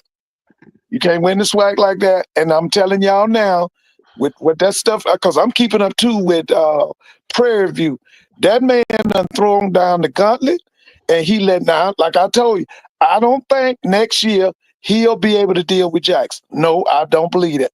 But I'm gonna tell you right now, I do believe that Mr. Jackson is gonna take the West next year. Yes, I do. Yeah, Oh man. yeah, I think he's gonna take the West, bro. Because y'all saw what he said, and I believe that man. So Thursday's matchup for the women. FAMU is coming to Jackson on this coming Thursday. Both teams are 6-10. This will be an interesting game. It'll be an interesting game for that one right there. Grambling is at Pine Bluff. Texas Southern's on the road at Alabama State. Southern is going up to Itabena to take on Mississippi Valley. Bethune is on the road at Alcorn and Prairie View, and Alabama A&M duke it out in Huntsville. That is the Thursday slate games for the women. Okay. But Hey, yeah, go how ahead. many home games have A&M and Southern had? As far as what? Football or basketball? Basketball. How many have they played so far? Let me see. On the women's side or the men's side? Either, because I'm looking at the attendance. I see they're the only two schools that's averaging 1,000 in attendance. Well, because of the so Southern got theirs because they play Grambling. That's a rival. Yeah. Alabama Yeah. A&M got theirs because they play Alabama State. That's a rival. Right. But then too, when it comes to Alabama A&M, they like basketball. Oh yeah. Yeah. I can remember them. See, I remember when Ben Joe was at Alabama A&M. He left Alabama A&M and went to Southern, and then Coach Pettaway took over. Coach Pettaway took. Yeah, Alabama A&M is. They've had a tradition in basketball. Yeah, and so has Southern. Mm-hmm. Southern, yeah. So, I can't. It was a guy down at Alabama State back in the day. Oh, I just can't think his name. He's deceased now. He had a program at Alabama State. Was it Oliver? Hey, you Alabama State people, what that coach was named in the late 70s and the 80s? Was his name Oliver? is that the name? Is they named that after the arena after the player or the coach? I mean, did they I name thought that? the arena was named after a state senator or something. Oh, Was his name Reed? What was it? Hey, you Alabama State people, what's your basketball arena? What's that name? Wasn't he a state senator or something? let's see. We got man. Buffalo is up 5 on Baltimore right now. Man. How much time left in the game? Less than 6 minutes, and they got the ball too. Oh man. Listen, you Alabama State folks, what's the name of your basketball arena? Ain't it Reed? What's his name? What's that? The Reed Acadome. Yeah, wasn't Reed a state senator or something in Alabama? Yeah, because I remember, my sister went to Tuskegee. Back then they had a fierce rivalry between Tuskegee and Alabama State and everything. And I think he was a state senator or something. Yeah, I've been to Tuskegee's basketball arena, the Chappie. Chappie James, yeah. I remember when Tuskegee and Alabama State used to play in basketball, men and women. It's a nice arena that they got too. I ain't gonna lie to you on that. Yeah, they both of them got nice arenas. That Reed Aqueduct, that thing is nice. I think they used to have the SWAC tournament there. I think they used to host a SWAC tournament. That must be before my time right there. Yeah, I think they did. I'd have to. Somebody else, let's see. Did anybody say who was that man a state senator? He was in politics. Oh, Joe L. Reed Acadome. I remember. Right. What was he? Wasn't he a politician, a state senator? Let me see. I think he was. He was something in Alabama politics. the Don Oliver Acadome. Let's see. It was named after Joe L. Reed, who played a significant high-profile leadership role at Alabama State, and then Alabama State Board of Trustees voted to remove Reed's name from the building based upon claims that Reed gave the university negative publicity and wasted taxpayer money by filing too many frivolous lawsuits. The trustees renamed the court in honor of the university's two most successful basketball coaches, Charles C.J. Dunn and James V. Oliver. Oliver. Yeah, He was the coach when I was in college. I remember Oliver. So they named it the Dunn Oliver Acadome. So they took Joe L. Reed off the thing. Joe Louis Reed Sr. Yeah, he was a politician. He was a politician. I remember him. He was big time at one time now. I didn't know that had happened there, though. Yeah. He was big time. But when I was in college, Oliver was the coach. Okay. Yeah. He had an assistant named Fred Snowden, I think his name. Was it Fred Snowden? Something like that. Yeah, because Oliver was kind of a short man and the other assistant was real tall. I think that assistant left and went to Kentucky State somewhere. I can't remember his name. Was Snowden or what was his name? But I remember them. They were the running gun and Hornets, man. They was something else. They used to have it out with Alcorn. Oliver used to go against Coach Whitney. They used to battle it out, man. And they would go to the NAIA. They didn't go to the NCAA. They went to the NAIA championships. Oh, okay. Yeah, that's back in the day.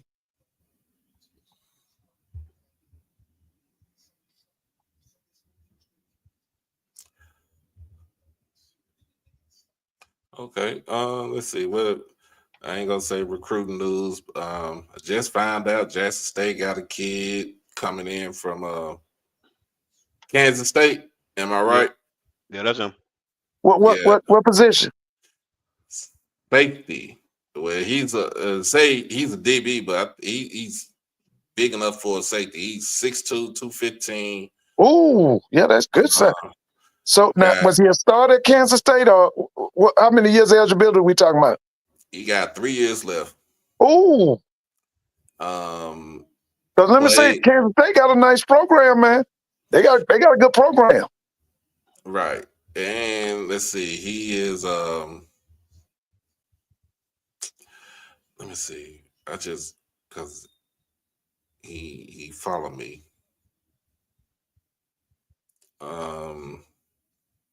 Yeah, Cam Salas, safety, 6'2", 215 from Pickens, Mississippi. So he's a local. Oh, he's a homeboy. He's a homeboy from Holmes County. Oh, yeah. So he coming back home. But he come back home. Yeah. But he played his high school ball he played his high school ball out here in Texas at Kennedale. Oh, okay. That's near Dallas or Houston. Kennedale's south, like between Fort Worth and Arlington. Okay. It's like southwest Arlington, Fort Worth, probably on the other side of Mansfield. So it's around in that area right there. What give me his name again? What's his name? Cam Salas.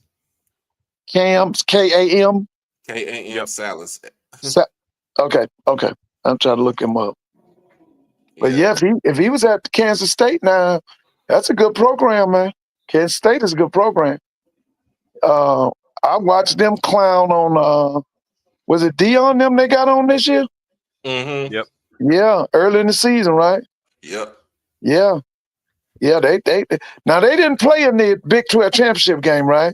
No. What was you remember what their overall record was? Who Salas? No, Kansas State. Kansas State. Yeah, because they were good. I remember them. I think it was either 8-4 or 9-3.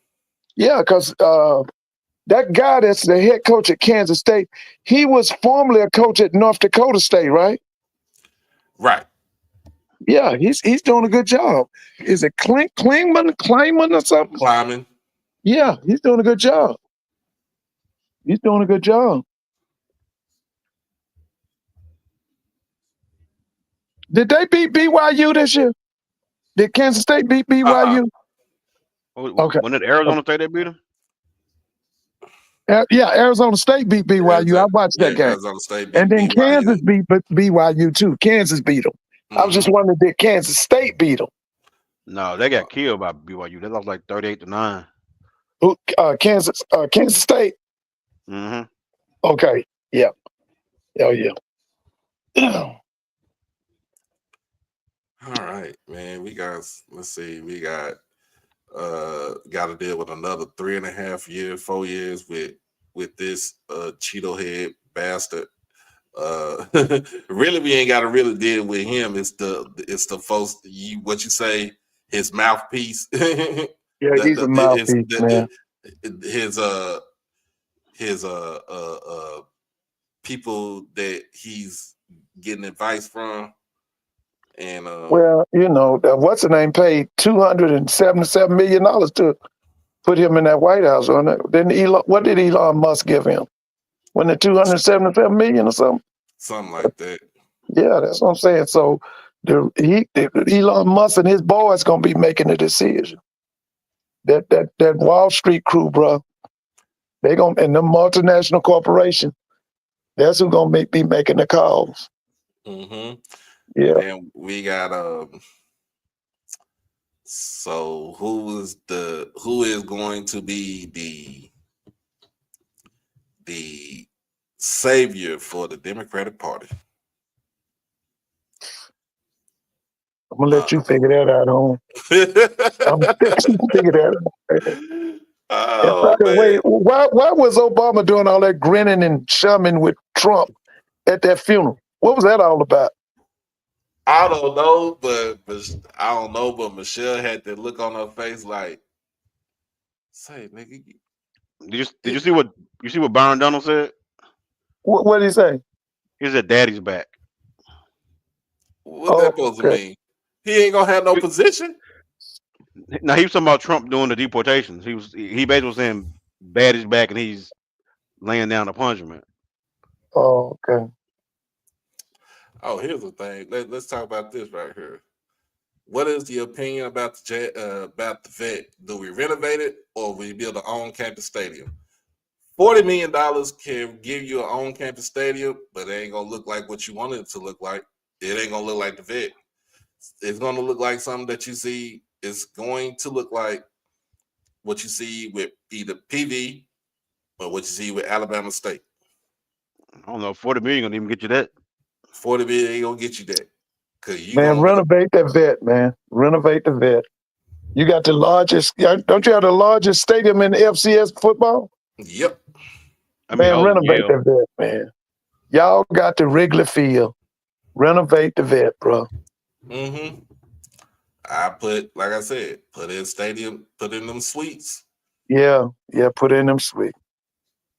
Put them suites in, put those, you got to me, we're not going to have 60,000 up in there like that. I don't think, not in today's, you get what I'm saying? Yeah. Renovate the vet. Do you cut it down by 15,000? I think so. You need to have it at 45,000. Yeah, that would be nice. You saying cut out the vet?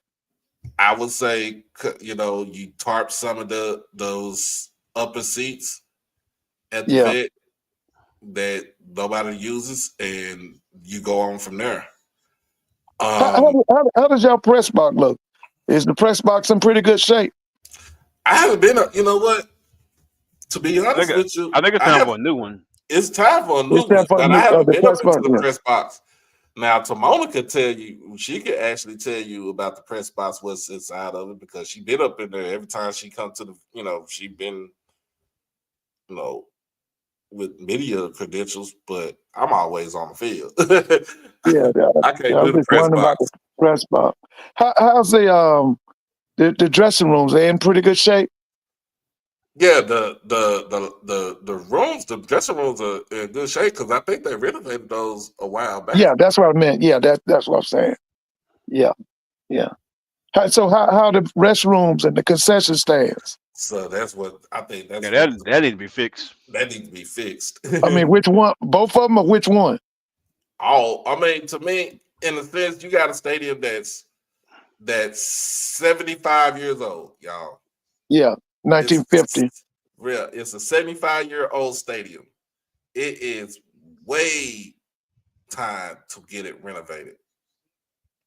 No, nine Y'all saying got power natural wise. grass, or you got natural grass, or you got natural grass. We got natural Natural grass. grass. Yeah, I think it's time to go to some turf. yeah. Because That's what I was wondering. that Yeah. does like that grass does count at you know what I'm saying, that grass does take, you know, it's an extra uh um line item. And to me it's extra money, you know what I'm saying. Right. Yeah. It to me it's time to move away from the turf. I mean, move away from the grass, get on the turf. Right. Because that's like you know, even game time, you know, you're patching up, you fixing up grass divots and stuff like that. Yeah, it's time to move. You need to put some turf up in there. Um, everybody else in the conference has turf. Oh, all teams in the SWAC. Except for Texas Southern, because it's a soccer stadium. Oh, okay. Okay.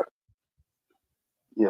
I mean, Alabama State got turf, A&M got turf, FAM got turf. Shoot, even Is that stadium media friendly, like for broadcasting and television, radio? Is it really good for those, like, for broadcasting and for radio people? at the vet. Uh-huh. Yeah, because you can put cameras up high. I mean, they have cameras on top of the where the locker rooms and stuff is. Right. Uh-huh. Yeah, but I don't think the vet got no like media stand. You know, like at some stadiums, you can put media over the archway as you come in, Mm-hmm. and Yeah. they probably need more cameras than we got. John Roy, don't get your ass put into the gulag talking about go Trump. In fact, please somebody get rid of him.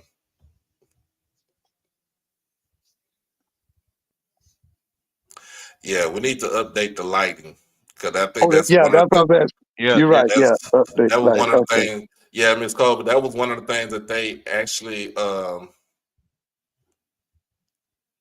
was actually talking about doing too, was updating that lighting, especially the one that's been out for the longest.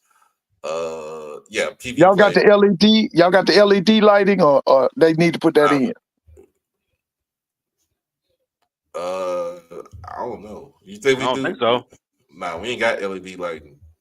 We Right. just got regular stadium lights. Like regular stuff. Because that LED, you can turn them off, turn them back on, and when people score, you can take the lights out and take. Do we take out that? Do we need to take out that old scoreboard that's inside of the horseshoe? Yep, we the upgraded scoreboard. Instead of having everybody try to look at the jumbotron, have another scoreboard on the other end too. It's just like I said, it's a lot of things that we need to do to the stadium. No, Mr. Douglas, the state don't own the land. That belongs to us. They should have never gave it to us in 2011.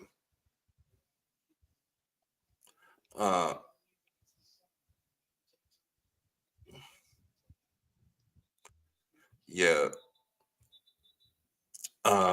We own the vet As long as we own it, as long as we got the lease to it, we own it. They can't do anything to it. We have the upper hand. And it, you know, people, if the state wants it, if the medical center wants it, they're gonna have to pay the price for it. You know, they're gonna have to pay the price. We can bump that price up to wherever we want.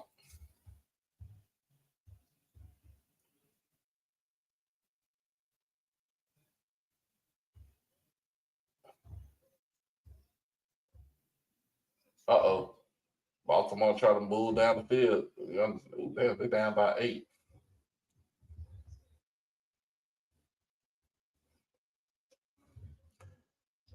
All right, Adrian. Don't get sent to the Valley of the Sun. But I think that's pretty much it. We done covered everything. I ain't gonna be on here too long because I got to get up and be at work at 7 in the morning.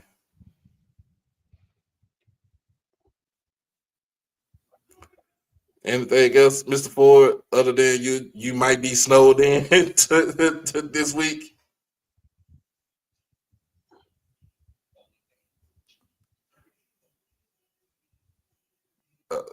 What about you, Son of Boom? You got anything before we roll up out of here? I don't got. Hey, did you you caught the parade Friday? Oh yeah, I watched the parade out there. I was here at the house Friday. I watched the parade. I went to the funeral, went to all that, tried to get in. By the time I got there, I guess it was I caught part of the parade, but it was about time for them to get up on stage and interview. So I caught it. You know, they're gonna be in that parade in New Orleans in March, I think.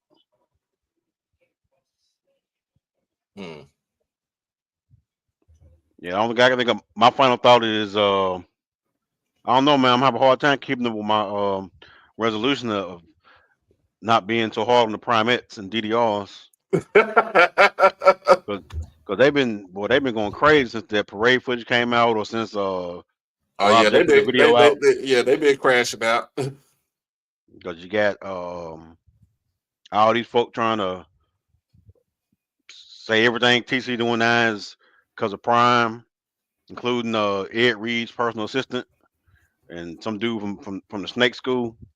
I'm trying to say civilized, but I think what I'm gonna have to do, man, I'm gonna have to not watch the Mona Days Max on, because I'm about to start acting like Max on some of these folk. If I start acting like Max, I don't give a damn about none of that stuff. It's all about Jackson State. I don't give a damn. Well, if you just give TC a little credit, they start crashing out. Oh yeah, the buff boy dude. Lawrence. The buff boy dude. When we found out that it was nothing but James fitted cap, the James fitted cap dude is a troll. I knew he probably was somebody from FAMU from the get go. So he always crashing out. Lawrence, Ed Reed's agent, always crashing out. Are you talking about Ro Parrish? No, the one that's always on here talking about all the celebrities. You know what I'm talking about? The one on every live stream. Mayon. He going every JSU video. If it's anything about Prime, he'd be like, anything about TC, he'd be like, yeah, TC does a good job of carrying on whatever Prime left him.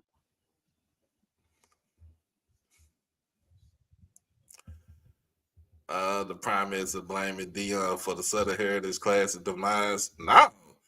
Need to be blaming goddamn Fred Jones why he ain't paying us no damn money. That's the reason. That's what you need to crash out about. Don't blame Dion. Dion looked at the. This one thing I would say about Dion. But this is my thing though. I don't think Dion really looked at anything.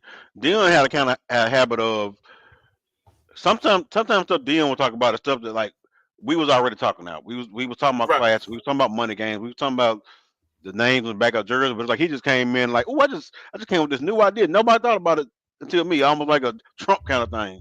Right. Oh. He loved to make it seem like, oh, he just came with this new idea nobody ever thought of before. But did he look at the contract though? You think he did look at that contract? No. He just went off. Somebody said something to him. He just ran with it. He wanted to make it seem like, oh yeah, man, I'm down here teaching these for business.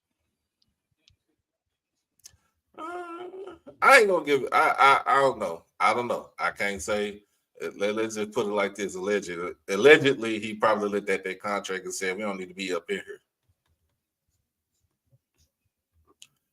So, oh snap! Hey, Mr. Ford, you still on there? Baltimore just scored. They about to try to go for 2.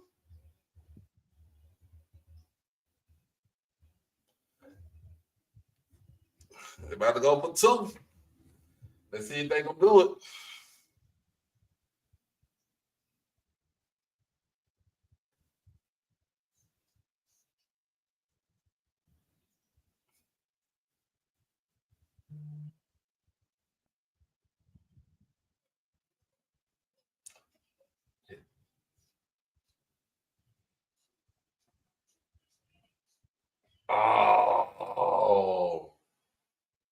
Oh, I'm sick.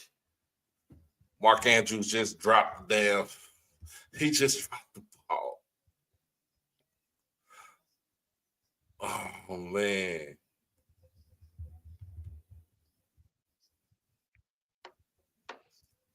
Oh, man. He just dropped the ball. Mr. Ford gone.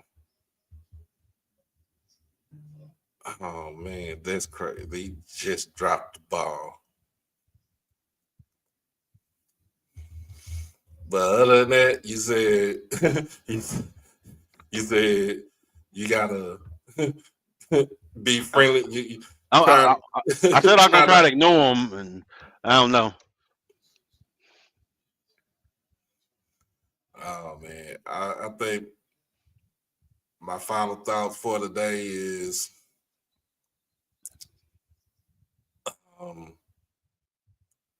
I don't know. Just be prepared for, be prepared to see and listen to some bullshit for about the presidency.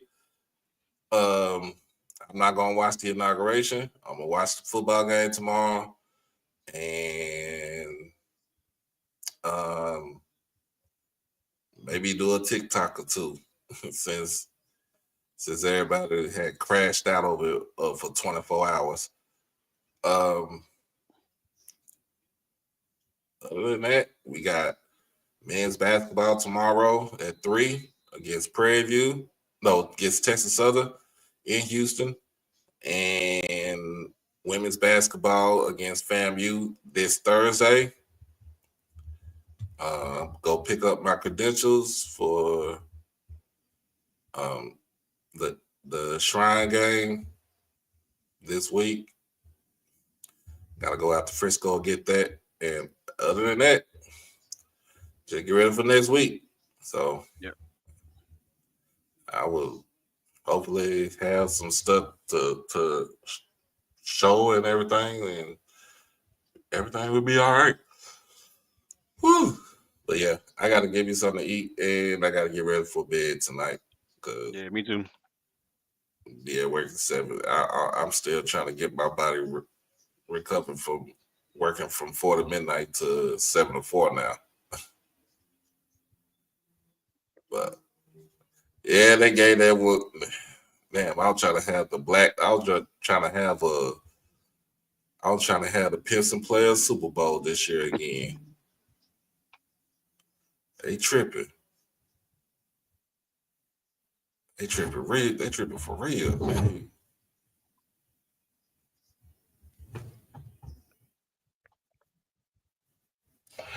Yeah, they about to crash out about this game now.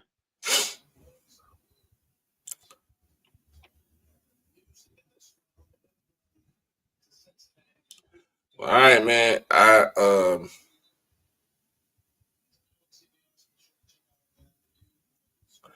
Gonna get up out of here. So everybody, y'all be easy. Y'all be blessed. Hug your loved ones. And we'll see y'all probably be on Tuesday. Peace out.